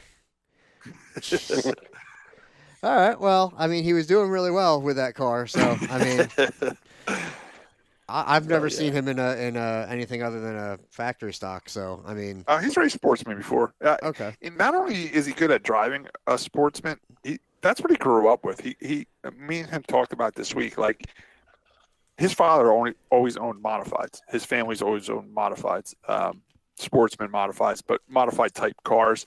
He grew up with a modified in his garage. That's what he knows how to work on. Where me and Tim, we grew up with street stocks in our garage. My dad raced street stocks.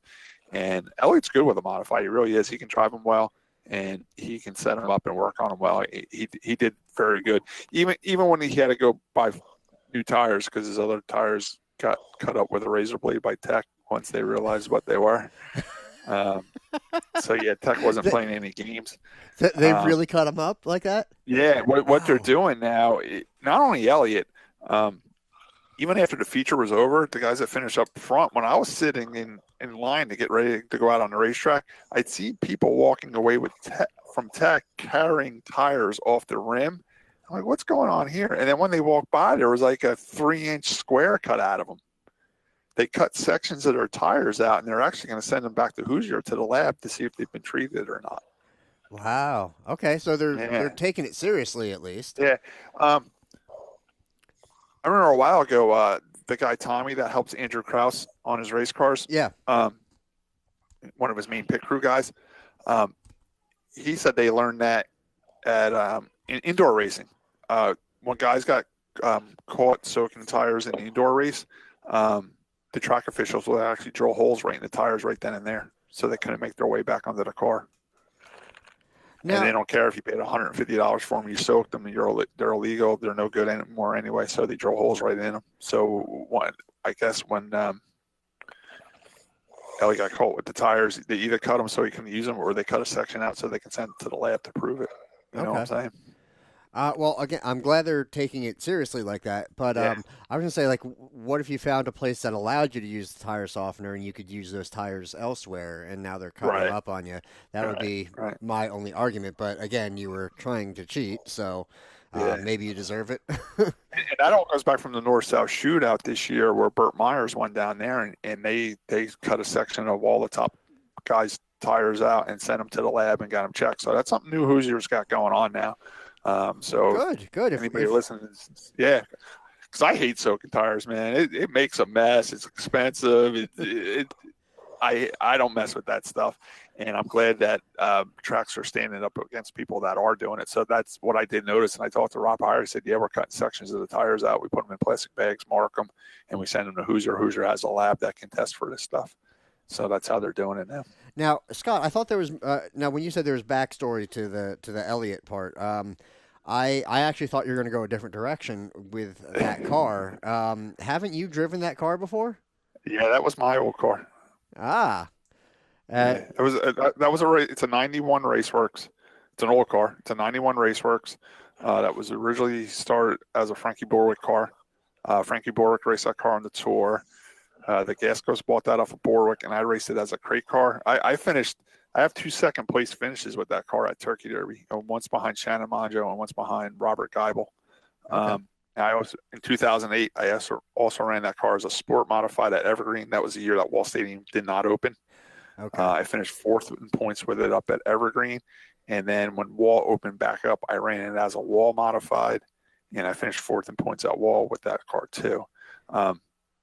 And then the motor blew up, and I can never afford to put another motor together. So the car sat at Gascos, and Justin Robiani recently purchased it and redid it, and they had a few drivers in it this year. I did take it out once in the practice when they first brought the car to the track. I like that car. That car, because when I had it, that's before the weight loss surgery, and I'm 6'3", and I was weighing over 300 pounds. I actually cut all the halo bars off that car and raised them up 2 inches, which 2 inches doesn't sound a lot. But man, it gives that cockpit so much more room, and that Elliot liked it. It's really built for a full-figured man, and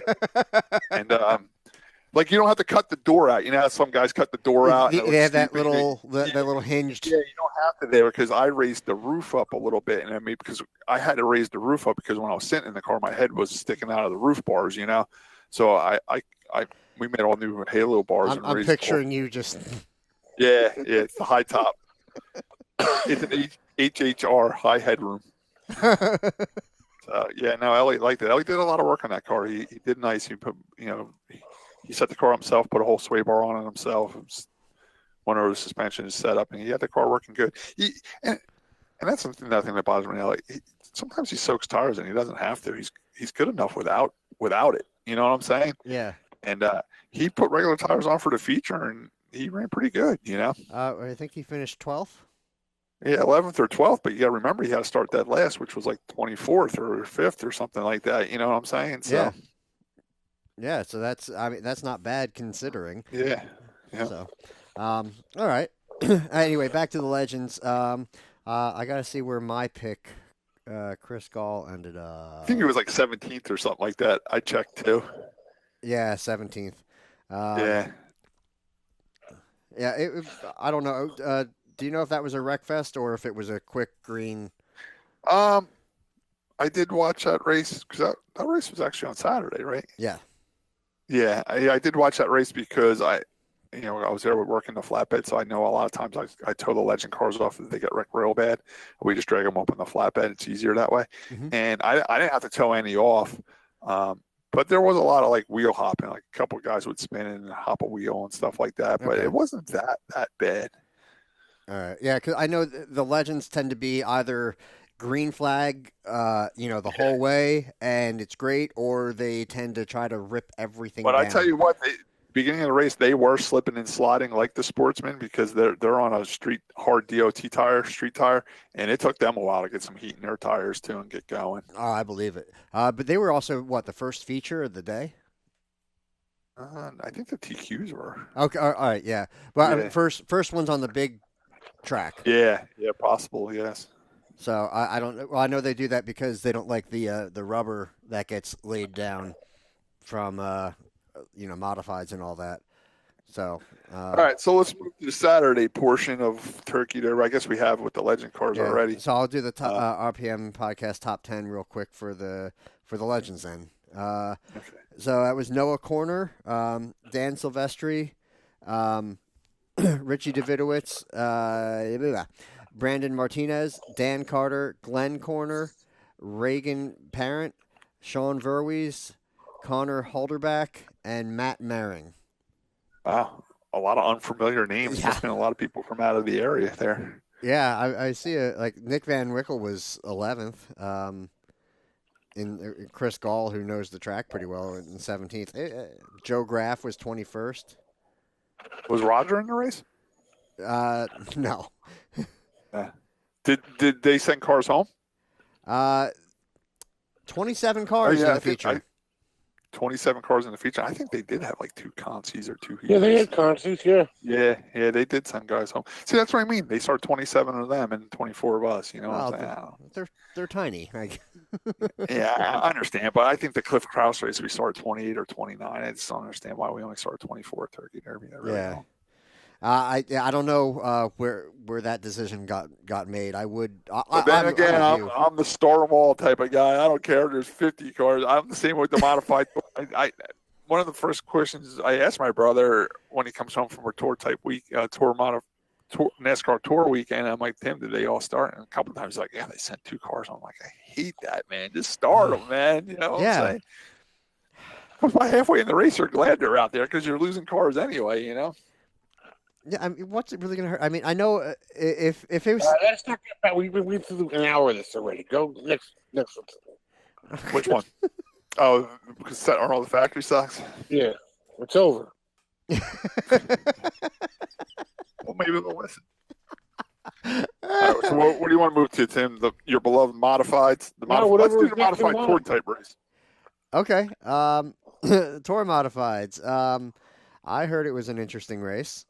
You know what was interesting about it? When the regular tour was there, Tim's favorite division, they wrecked every lap. This modified tour type race went like 80 laps green without a yellow flag. Like, we're almost begging for a yellow flag to make it more exciting, you know? But it's Tim, how'd you and your driver do in that race? I know Cecily had some problems in that race. Yeah, we just like you said, that they were going to come in a little later when the caution came out, and then the caution never came out, and the tires just burnt off of it, and he ended up parking it in the infield. He didn't want to be in anybody's way. Oh, really? He just pulled off because tires were shot? We were bad. Oh, okay. So there was no damage or backward. nothing like that. No, it just. You know what? I wonder if do you think Ryan Preece did the same thing? Because I noticed he pulled in the infield too, and then when the race was over, he just started up and drove the car in, and didn't look like there was nothing wrong with his car. Maybe. Yeah, I don't know. I didn't even think about that. Now, Priest. I thought I'm sorry. I was just saying, Priest ended up 23rd out of 24. Yeah. So I don't know. I mean, I'm the kind of guy that even if my car's junk, I stay out there just to collect the spots. Yeah, I'll just slow down if I can't go fast on old tires. I'll just slow down and ride around and see where I end up. Yeah. But unfortunately, Ryan Preece qualified pretty well, and he had to start in the back because he just checked his air pressures after the car scale. They said no touching the car whatsoever after you scale. You know how they scale the cars before you go out on the racetrack? Mm-hmm. Well, he went across the scales, and when he was waiting in line, one of his crew guys checked his tire pressures, and they sent him to the rear of the race for that. Well, I mean, when they say no touchy, they mean no touchy. No means no. Anybody? I mean, first and foremost, the race probably went green because there was a lot of good drivers in the race and everything. So I don't understand why you would think there'd be a lot of accidents. But once they got going, good drivers in the modified tour race on the summer there, and they were wrecking every lap. That's why. Well, actually, I don't know. All the crappy modified tour drivers weren't there, so it filled in with all the good guys from Wall Stadium. You had like the good drivers from Wall and the good drivers from the tour. Yeah. Not the crappy ones from the tour. But I mean, just the names that were there were good. I mean, they had a good crowd. I mean, it was a good race. It was exciting. I mean, the cars were really fast, but it's kind of like I was wishing there was like a stage type racing. You know, we needed a yellow. We needed a yellow. Yeah. People needed to pit for tires. It would have made it a more exciting race. Congratulations to Matt Hirschman. He schooled him. I gotta give credit where credit's due, man. Tyler Truex ran one heck of a race. He ran second place to Hirschman the whole race in his tire tracks. I felt bad for him because he ran second the whole race, and with about 5 or 6 laps to go, he was passed, and he did finish third, but he had a great race. He was really the only one that could stay with Hirschman. Well, he got passed by Andrew Krause. Right, and Andrew's fast there all the time, too. And like everybody, I know J.C. Duvall was singing the praises of Hirschman after that race. He was gone. He was like half a track ahead of everybody. Wow! Even on 100, and he never pitted for tires. Even on 150 lap tires, he was still cruising. You know. All right, hit us with the top 10. Oh, I was gonna say, was it the Tour Mods that had that wreck on the last lap on the backstretch? No, that was the Wall Mods. Oh, okay, we'll get to that later. But I tell you what, one thing real quick, Dave Sapienza back in the summer when the tour was there, he hit the inside tire wall pretty hard, and got hurt and broke his back. Same race, this Turkey Derby Tour type race, he came off a 3 and spun, and he was going for the tires again on the backside, the tire wall, and he had that thing locked up. He was doing everything not to repeat the accident he had during the summer. And I didn't even notice that. You didn't notice that, Tim? No. He ended up stopping like 6 inches from hitting the tire wall on the opposite side this time. So thank God he didn't have another bad wreck. I'm glad he didn't get hurt, but I can imagine the flashbacks and the It's like, oh my God, here we go again, you know. I actually expected a better performance from him. 17th for him. Yeah, that's unlike him. He usually runs a lot better. So who was our pick for the tour mod? I picked Ronnie Silk. Ronnie Silk had a little trouble. He had picked up a screw or something in his tire for time trials. Okay. And the tire was going down when he was out there, so he really didn't get a good lap. And then they couldn't find another tire to to replace that one. Okay. They had their change tire, I guess, for when they came in the pitted, but they had to start the race on that tire. And with all the yellows, they never got able to pit to take that tire off. He's lucky that the thing made it the whole race. They had to put a plug in it. Oh my God! I tell you what, I know Tim's sick of my stories, but I'll never plug a racing tire because our friend Felix plugged a tire at Flemington one time when we were up there with the Street Sox. He ran something over in the pits and he plugged it. Well, the plug came out going down the back straightaway. He goes into turn 3, the tire comes off the rim and he flips his car over a $90 tire. Mm-hmm. So I learned my lesson. When you plug a racing tire, they're not like plugging a street tire where you got this steel belts. Yeah, they're thin. They're so thin that there's really not much for them to grab into, and they usually don't stay plugged. Wow. So he ran a modified race with a plugged tire? Yeah, that's what I was told. Wow. That's a good plug. Somebody's got cojones. My pick was Ryan Priest, that he was never really in it. You said to watch Moriello as well. Yes. He really didn't run that race either. No. And I had Bonsignor, who did a little bit better than Moriello. But Where did he finish? What's that? Where did Bonsignor finish? 4th. Yeah, it's not bad. It's respectable. That's a good run. Moriello was 6th. Top 10, George. Oh, yeah. So Matt Hirschman gets the win, followed by Andrew Krause, Tyler Truex, Justin Bonsignor, Matt Swanson, Eric Moriello, Jimmy Blewett, Earl Pauls, Derek Hopkinson, and Andy Jankowiak. Yeah, it was kind of weird seeing Derek Hopkinson. He had his wall modified and he raced with the Tour cars. Ricky Collins also tried qualifying with the Tour type cars with his wall car. Unfortunately, he wasn't able to qualify through the last chance race. He was close. He was up there, but he didn't quite make it. There was Chaz Okerson. He was also running with the Tour type modifieds with his wall car. 18th he finished. I guess guys choose to race that race because it's 50 more laps. It's 150 lapper compared to the 100 lapper for the wall mod race. I guess they just want to do something different. I think it pays a little bit more. Well, you just taking the green if you get a little bit extra scratch. Okay. I mean, if you look at, you already have the car there. Why not get a couple more bucks back? But they didn't run the other race. They just ran the Tour type race. Oh, okay. Yeah. Like Ricky didn't run the wall mod race, or Chaz didn't. And Hopkinson, they all just ran the Tour type race. Okay. All right. That might have worked out better for them in previous years. There were just a lot of good cars that showed up, good drivers that came down. Yeah, and at first they always had more 2-barrel modifieds, so it was harder to make the 2-barrel race, and there was less 4-barrel cars there. So people would be like, instead of killing myself to make the wall mod race, I'll go run the Tour type race. But this year it seemed like there was more Tour type modifieds there than the wall type modifieds. Well, when you're talking about the wall mods, they had 26 cars in the feature, so I don't know why it was 26, but I don't know why the factory stocks Tim had 24 cars and they saw at 26. Oh God! See what I'm saying, Tim? Are you following along here? Oh, I get you. All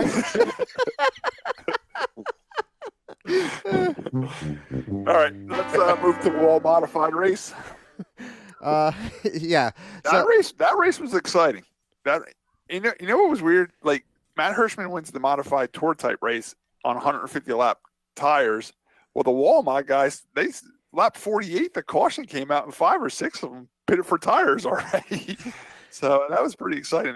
That's what mixed that race up. I think Jimmy, Stephen Reed, like a lot of good guys came in on like lap 48 and got tires. Yeah. Sometimes a tire game messes with your head, and you actually, mess yourself up, trying to play the tire game. Then I thought Hirschman waited too long to get tires because he pitted on like lap 78 or something. That happened to be the perfect time. Yeah. Then I'm like, well, that puts him behind the guys that already got their tires. Yeah, I understand he has fresher tires, but there were still a lot of cars on the track at that time. Yeah, he just got, I don't want to say lucky because he does good, but it just worked out. He pitted when I thought the same thing. When he pitted, I thought he's all done. He's never making his way back through the field. Been lap 83. I think there was like 17 laps. But I don't think from the time he pitted to the time we got the lead, he technically didn't pass that many cars. No, everybody wrecked out. They either wrecked out or they pitted after him. Right. You know what I mean? and it just happened to work out for him. There was a very scary incident. I know my brother was supposed to do a little RPM podcast homework for us.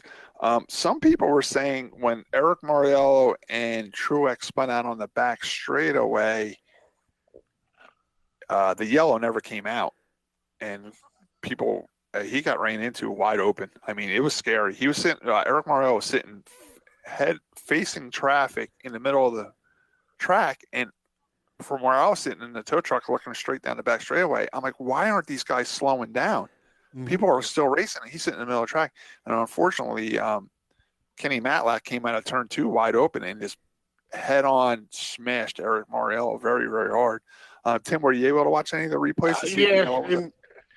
To make a long story short, I was spotting for Sesame in that race, and he dropped out with engine trouble early on, so I listened to I have Jimmy's frequencies in my radio, so I switched over to listen to Freddie and Jimmy, and that Freddie was telling Jimmy in turn 2, going into 1, or I'm gonna say in the middle of 1 and 2, he's telling Jimmy, check up heavy, check up heavy, check up heavy.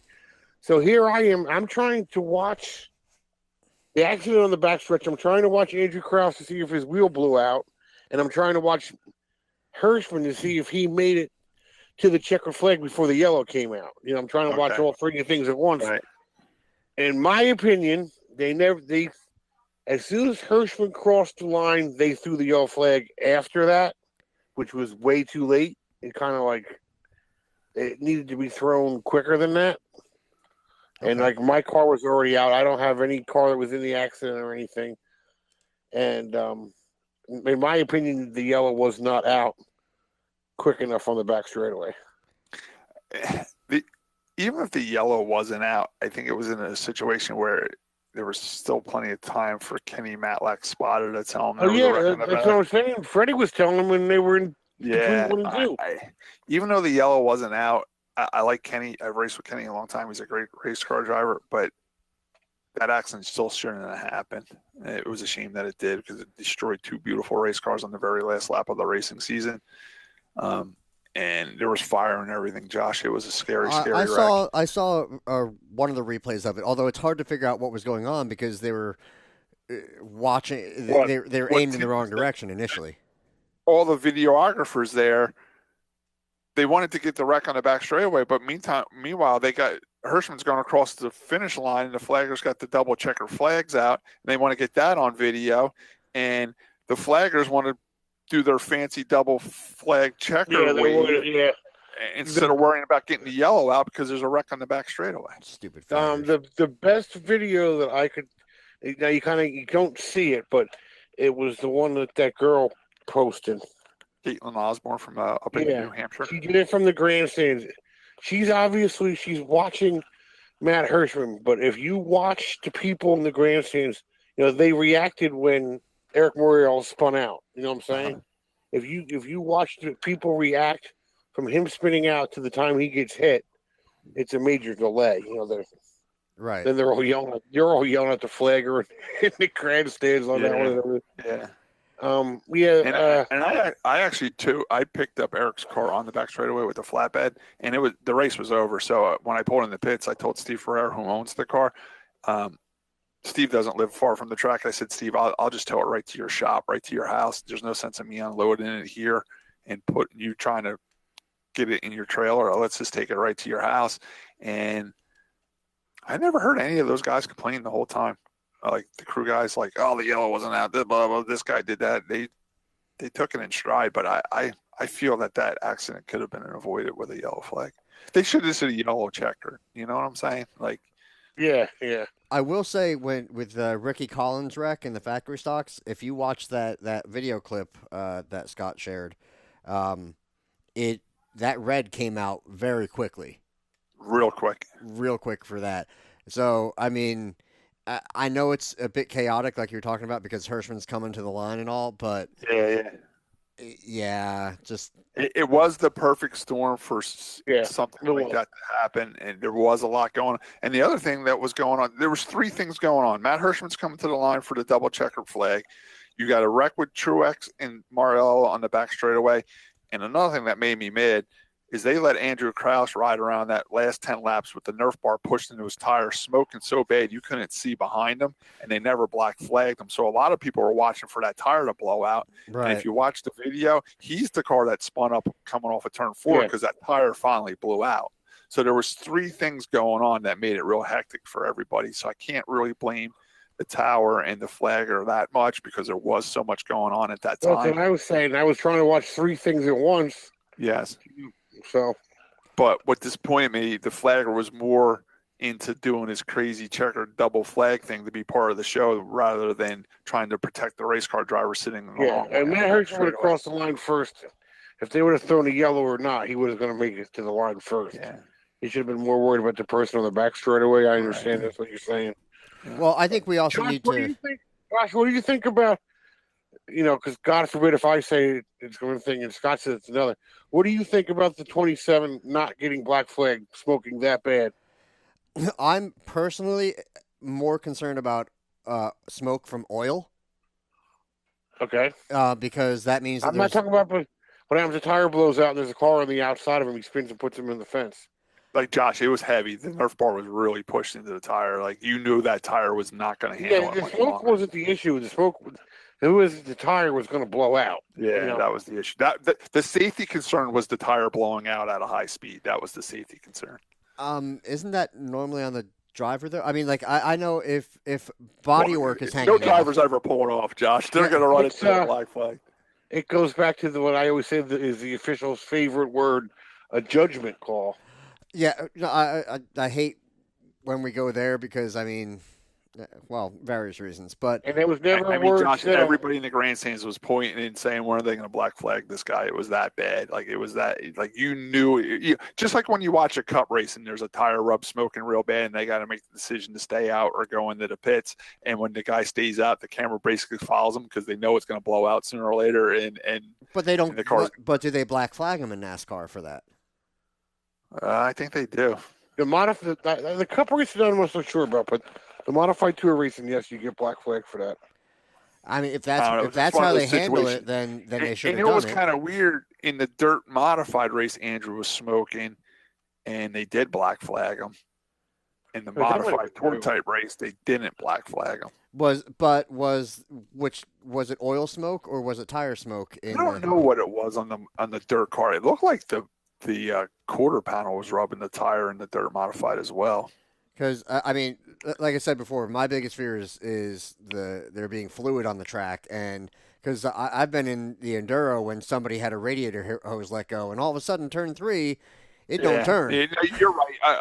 An oil smoke is more offensive to the other people on the racetrack because now they're sliding in your oil, where the tire rub. If he's running by himself and blows out, he's only hurting himself. But like he said with Tim, he was passing cars while it was going on. It was on really, and they let him start like that on a restart when everybody was bunched up, I don't know. I mean, it almost made it. It blew out going in between 3 and 4, Yeah. And luckily nobody was around him. And luckily nobody was around. So in the end, it did work out, but it was just one of those things like, if there was like a couple laps left of the feature, okay, let it go. But he ran like that the last 10 laps. He should have been. I don't know. I'm kind of torn on that with it just being a tire because all I'm going to say is you've been black flagged, yes or no. All I'm going to say if it was any certain other drivers with that smoke pouring off. If it was a white and blue 76, I'm pretty sure that he would have been black flagged a half a lap into that. Now, I would say if there was a caution and it was happening, I would totally be with the official saying go to the pits and get that checked. Thinking that something might be falling off, because then you can have them bang it out or something for a minute, and go from there.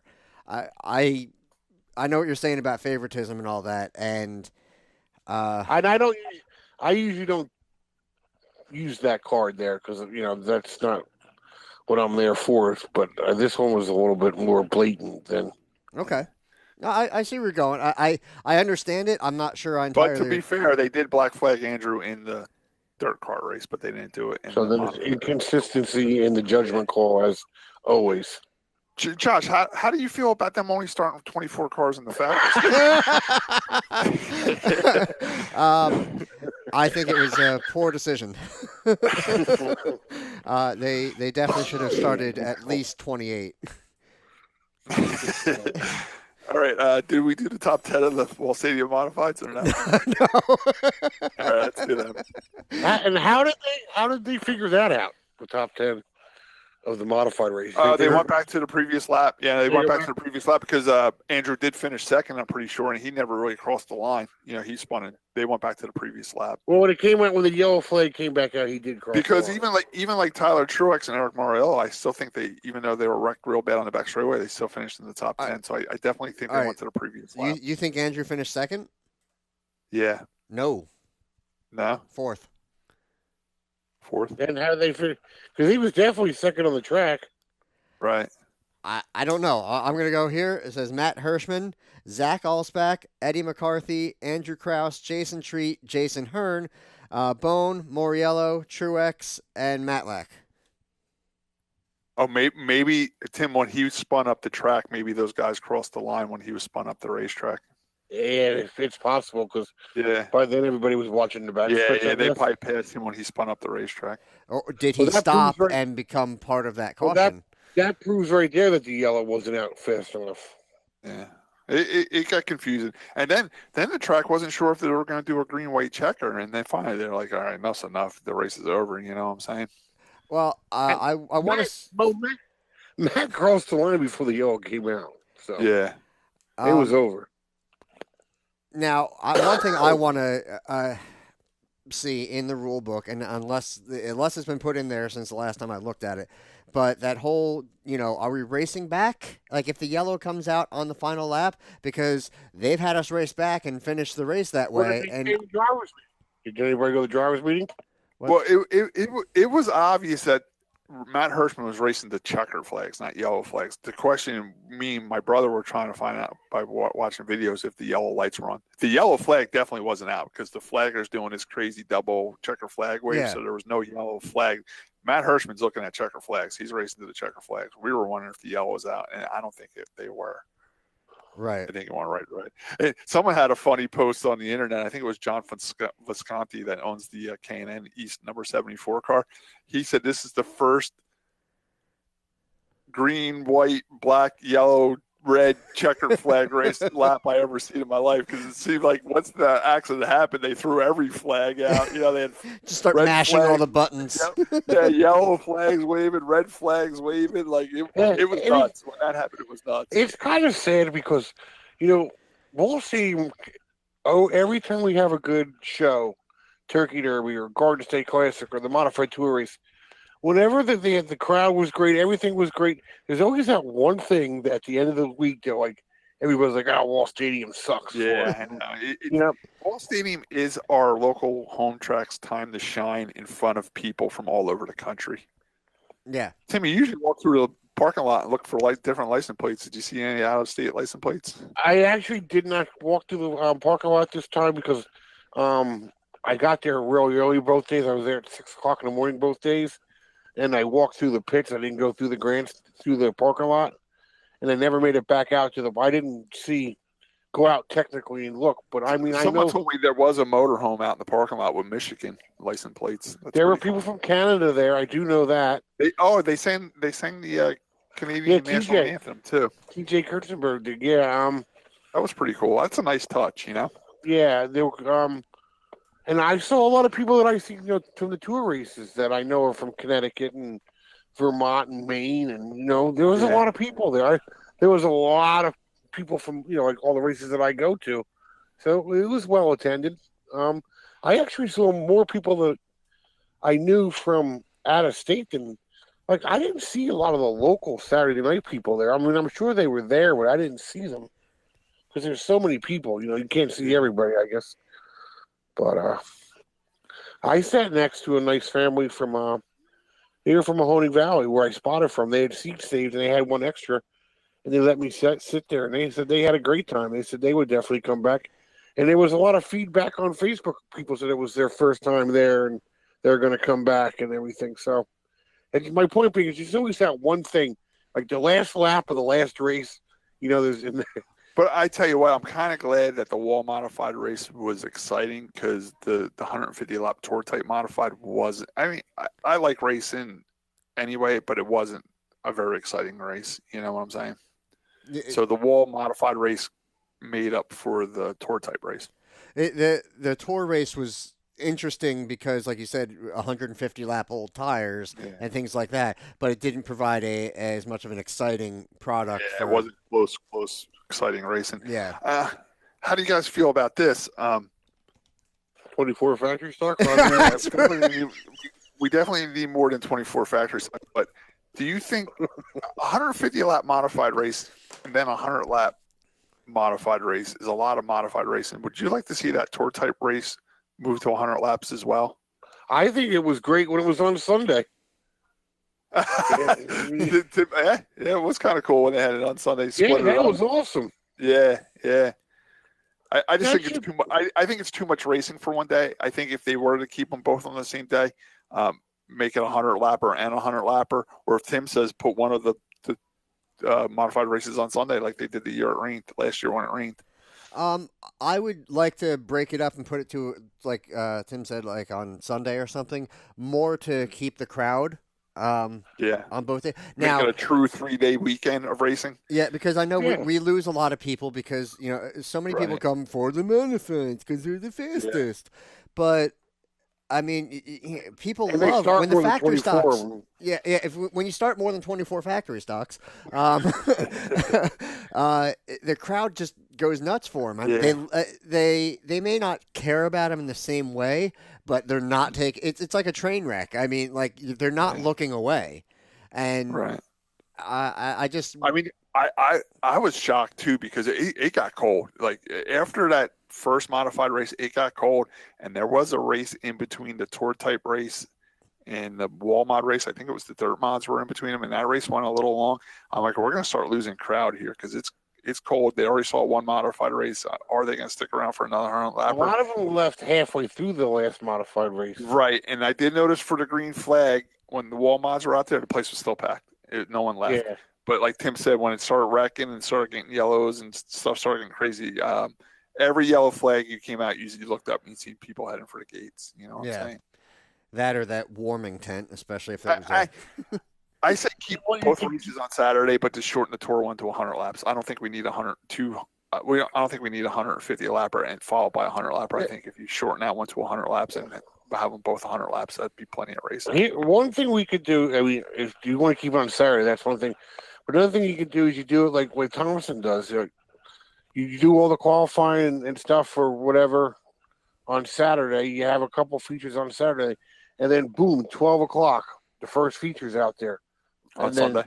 Yeah, on Sunday. And then you have, make the wall modifieds first. You put like factory stocks starting 45 to 25 cars. Factory stocks. Out there. And then you do the modified tour race, and you're home by 5 o'clock. Yeah, sounds good to me. That's another thing that you could do. All right, Josh, what's the next division? Let's go with the dirt modified. It's pretty exciting. I'm trying to think of.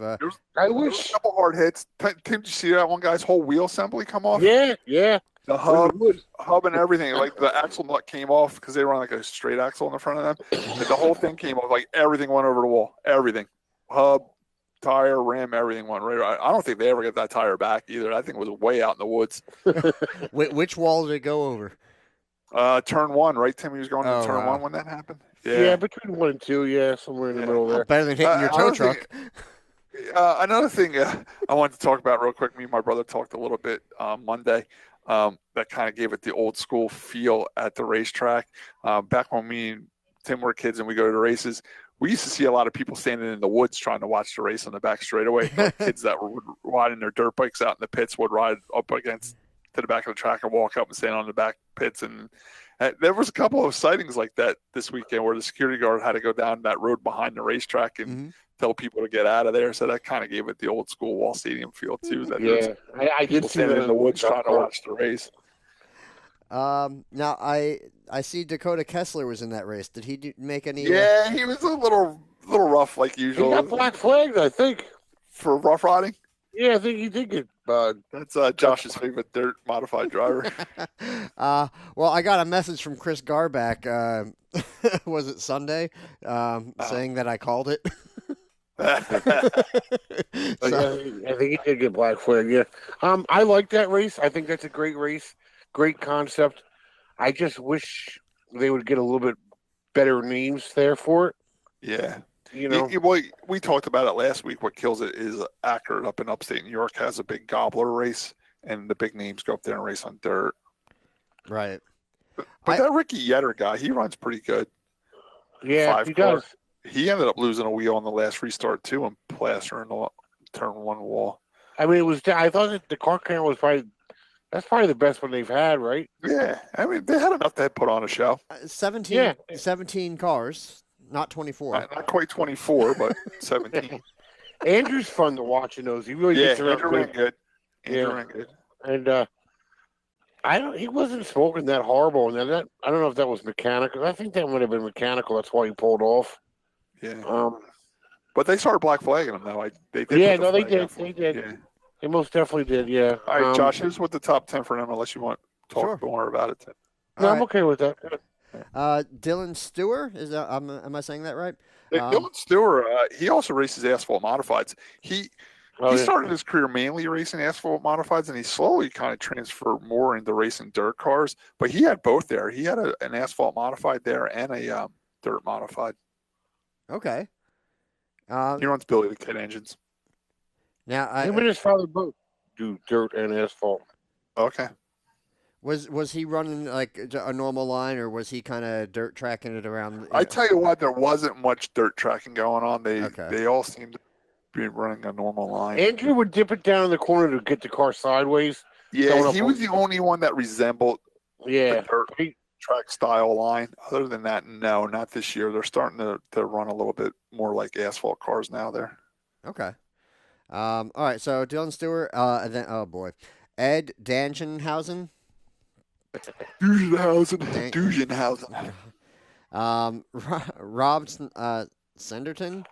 Robbie Anderton, he ran really good. He's a local kid. He's a Jackson kid. He ran really good. So somebody mistyped it and put an S there instead of an A. Yeah. So Chris Garback, Jeff Parker, Corey Edelman, Scott Marr, Chris Cook, Ricky Yetter, and Dakota Kessler. Those are top 10. All right. What else race that day? Or are we done with that? I think that's it. It's getting late. Yeah. No, it is. Yeah. No. What? Food review? Food review? You have any food? Oh, yeah. I can touch base on the food review a little. I actually ate something at the track on Saturday. It was that cold, huh? I got 2 pretzels. One for me, one for Nancy. I got them from the Johnny and Debbie O funnel cake truck on the pit side. They were good. The typical pretzels that hang in the thing and rotate around the light, Yeah. that sell everywhere. But what they do there is pretty cool. They put it on the grill for you for a minute. Like they'll lay it on the grill for you and then flip it over, and it heats it up really good, and it makes the outside crispy. It was really, really good. Okay. So the 2 pretzels are good. Unfortunately, I also got 2 cups of coffee, and they weren't the greatest. They were basically hot water in a cup. Yeah, I actually had 2 cups of coffee, which were not that bad. Really? I had a lot of people, and I was surprised. A lot of people from Connecticut came down here and told me how terrible Wawa coffee was. Wawa's, well, they're all in the Dunkin' Donuts up that way. and believe me, I know. And I'm like, really? I kind of took offense to that a little bit. I'm very offended. I tell you what, I'm not a big Wawa coffee guy either. I actually like 7-Eleven. I like 7-Eleven coffee. Plus, it's $1 a cup. Any size cup is $1, so you can get a 24. Well, maybe if they had 24. Yeah, 24. Then you can start 24 factory stock. Yeah, 24. But I get you. Now, I don't mind Dunkin' Donuts coffee. The problem is it's so damn hot you can't drink it for a half hour. That's McDonald's coffee. That's Coffee. an hour. Yeah. Yeah, actually, why they make their coffee so hot? Since they tore the Waretown Wawa down, occasionally Lisa will run over to Dunkin' if I'm not at Lunchbox, and that coffee is like lava. It will take at least an hour to be drinkable. or I gotta throw a couple ice cubes, and then they put that in the foam cup, which insulates it and takes that much longer to cool down. Yeah, I never go with the foam cup. I always go with the paper cup. Yeah. Paper cup dome lid. Yes. And a little sleeve that Always goes a dome over it. lid.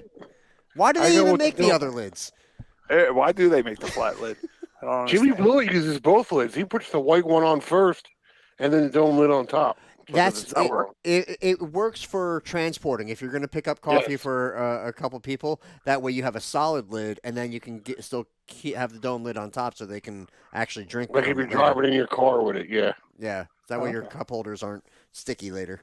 Well, at least not I for tell you what, not Josh, for that you gotta reason. stop at a 7-Eleven, get the rewards card. All you gotta do is put your phone number in the little keypad, and any size coffee or hot drink, it could be even hot chocolate tea, whatever, is $1. You can get an 8-ounce or a 24-ounce for $1. Does Wawa even have like a rewards card program or anything like I that? don't know about that. I have the reusable There for- mug. Yeah, there for a while, all coffee at Wawa was $1 too, but they Yeah, no, stopped. it's like $2 something now for a big coffee. I like 7-Eleven coffee. I go Wawa coffee with hazelnut. Well, I got a coffee from the pit side of the food shack there, and that coffee was fine. And I got 2 cheeseburgers as well because I was really hungry, and that was warm. And yeah, it's tough. And I didn't see anything different there though. Did you, Tim? I didn't see like any I didn't like. see anything out of the ordinary. I did ask the girls, because that's the girls' job for the RPM podcast, is to find out what the specials are. And at the particular time that I asked them, they didn't see any. They were just eating chicken fingers and French fries.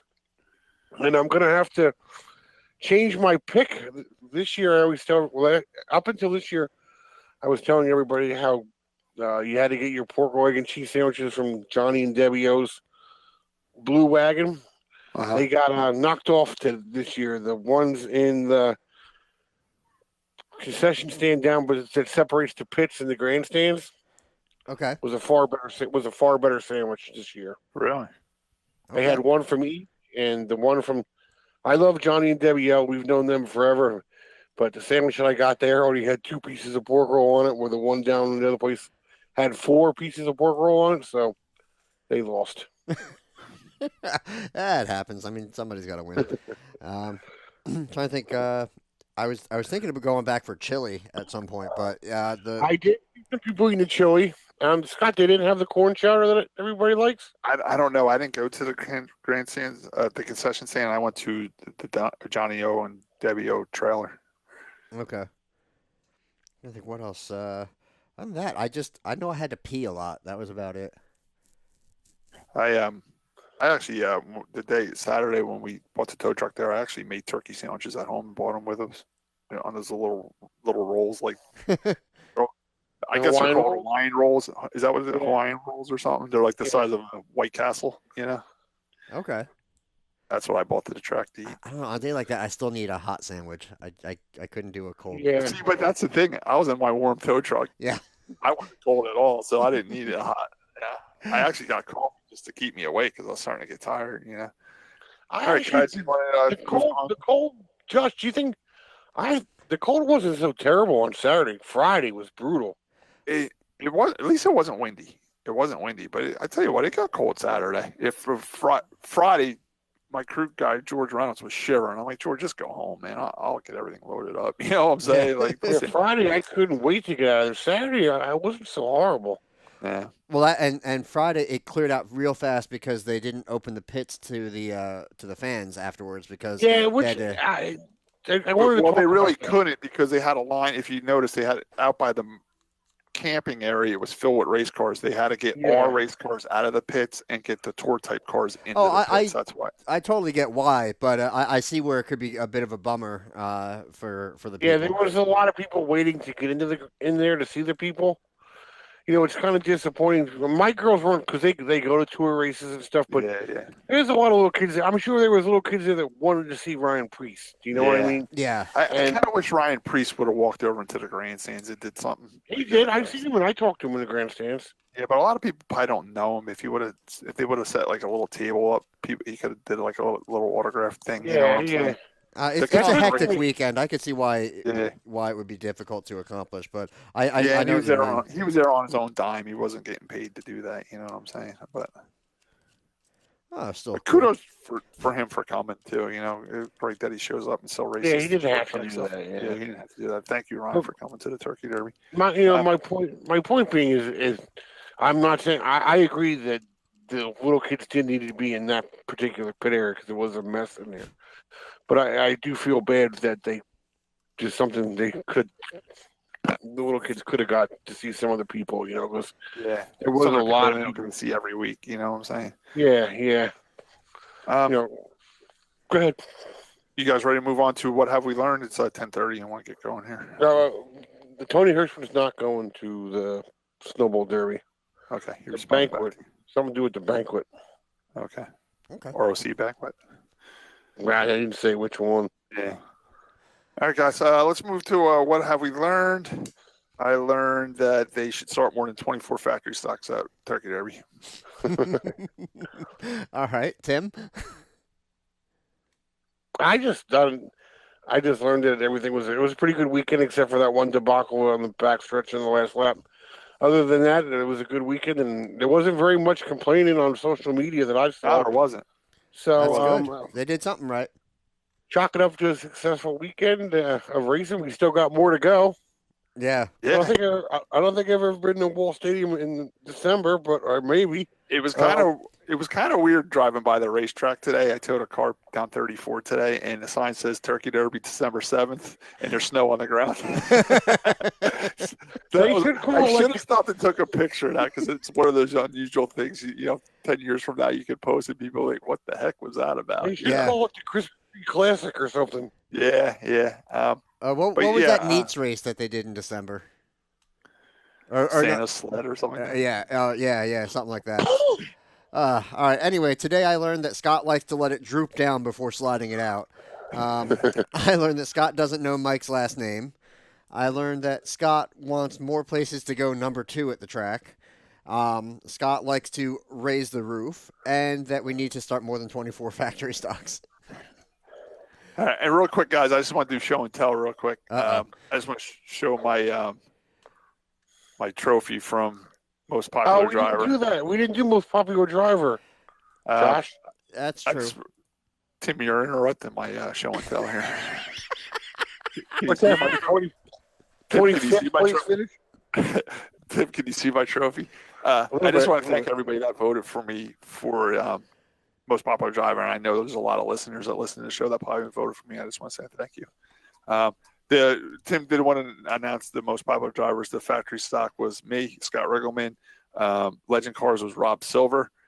Modifiers was Eddie McCarthy. Sportsman was Eric Lane. A 4-cylinder was Neil Rutt III. I just wanted to mention that they did say, and I didn't even know it, that that's what, your 5th one? That's my 5th most popular driver.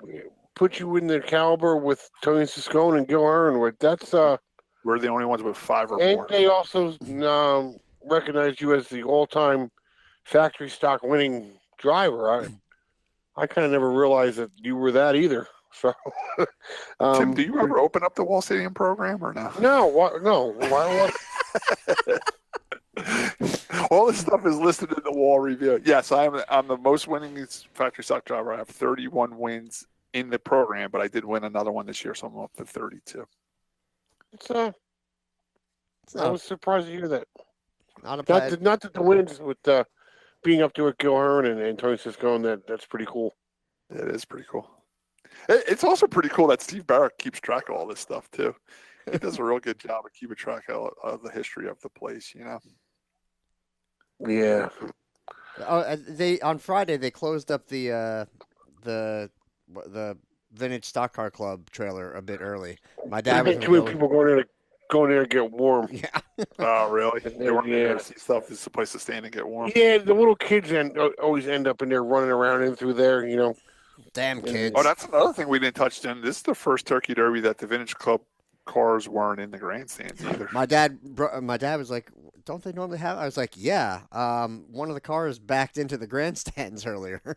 That's why. It's almost kind of a good thing. It's almost too There's busy. too of a many people. weekend. Yeah, it's too much for that now. Yeah, it's almost too busy of a weekend to have them there. I love when they're there. I love seeing those cars out on the racetrack, but there's already too much going on that weekend. If they could They keep need it more as a room static for porta display johns and push them in and out instead of being driven. When even in the grandstands themselves, when the grandstands gets that packed, you get people standing 3 or 4 deep up top too. Yeah. So the less stuff you have up there, like you said, you already have those big heating tents up there. You got more concession stands up there. There's not a lot of room. It's Why didn't they do the dunk tank? A little cold for that. That's all I got. Hey, Josh, do you have the what's going on this Saturday? Maybe we can just plug that real quick before we get off the air here. I don't have it up, but I can bring it up real quick. If you can. If not, I think I have it. So I don't know if they updated the website here. Okay, yeah. Grandstands open 11:30 a.m., qualifying at noon. Races start at 1 p.m. Legends, factory stocks, dirt outlaw stocks, dirt sportsman, 4 cylinders, and 2 demo derbies. And they said that's a fun day. It's a lot going on, and they said if you're busy doing some Christmas shopping or getting your tree or something like that, and you just want to see the demo derbies for the kids, they expect that to be around 3:30 or so. So, all right, cool. Yeah. I'm bringing both my cars. I'm bringing the 09 and the 89 factory stocks. We're also bringing the number 41, my Enduro car, to race with the outlaw stocks. Me and Nancy still aren't sure if I'm driving or if she's driving, and we might do like rock, paper, scissors or something right before the race and see who's going to drive it. But no I'm going to have 3 race passengers? cars there. No passengers. And Josh is coming out of retirement. He's actually going to be there racing. Yeah, if anybody's got a trailer or a tow truck, yeah, I or got a transponder or a helmet or a pair of socks. I am such a disaster right now. I am a hot mess. Yeah, I got to find my transponder yet. I got to figure out the trailer situation because mine's got flats and I'm done with it. So, yeah, I'm this close to just giving up. But yeah, so we'll figure that out. I'd like to be back out there, so we'll see what happens. But yeah, I like your idea. Rock, paper, scissors. and a lot of people ask me about prices for this coming weekend. $10 or $12. $12. It was originally $12 when it was last week. So I'm assuming it's going to be $12. People were worried about it being like 15 or 20 or No. definitely not going to be any more. She's not going to raise the price. No. But these people didn't know how much it was to begin with. You know what I'm saying? Yeah. It's I'll going to tell be you what, that's a lot of racing and a lot of demolition derbies for $12. for $12. There's places the fairs charge you more than $12 just to see the demo derbies. So And the last time I looked at the weather, it is going to be chilly, but it's supposed to be no chance of rain. Yeah, sunny, 37 degrees, perfect time to race. It is still $12. Kids 7 to 17 are $6, and 6 and under are free. Can't beat it. Yeah, I think it's great. You're getting an incredible bang for your buck. I mean, if Diane's listening, I mean, I'm free on Christmas. If she wants to book a race on Christmas, I can show up on Christmas too. I mean, we're already racing on December 7th. I tell you what, it's going to be a short off season, isn't it? Like, it's going to be April before we know it, because now we're racing into December. You know what I'm saying? Well, not to mention, and if we're doing the River Rock again in February, yeah. I mean, we're doing motorsports in January. God, it never ends. that's a good show. Is Jeff Lane going to do that again? I most likely. I haven't heard yet. I got I don't know. Every time you talk to Jeff Lane, he's selling the race car, but he never seems to do it. So. Wasn't he buying a boat or something? All right, guys. With that being said, this wraps up episode 159 of the RPM podcast. Thanks for joining us, and please go to Wall on Saturday. We're still racing. Go to Wall. Go to Wall. I'll be there with Tizzy and the twins. We'll be there. All right. We'll see you guys Saturday. See ya. Good night. Good night. Thank you.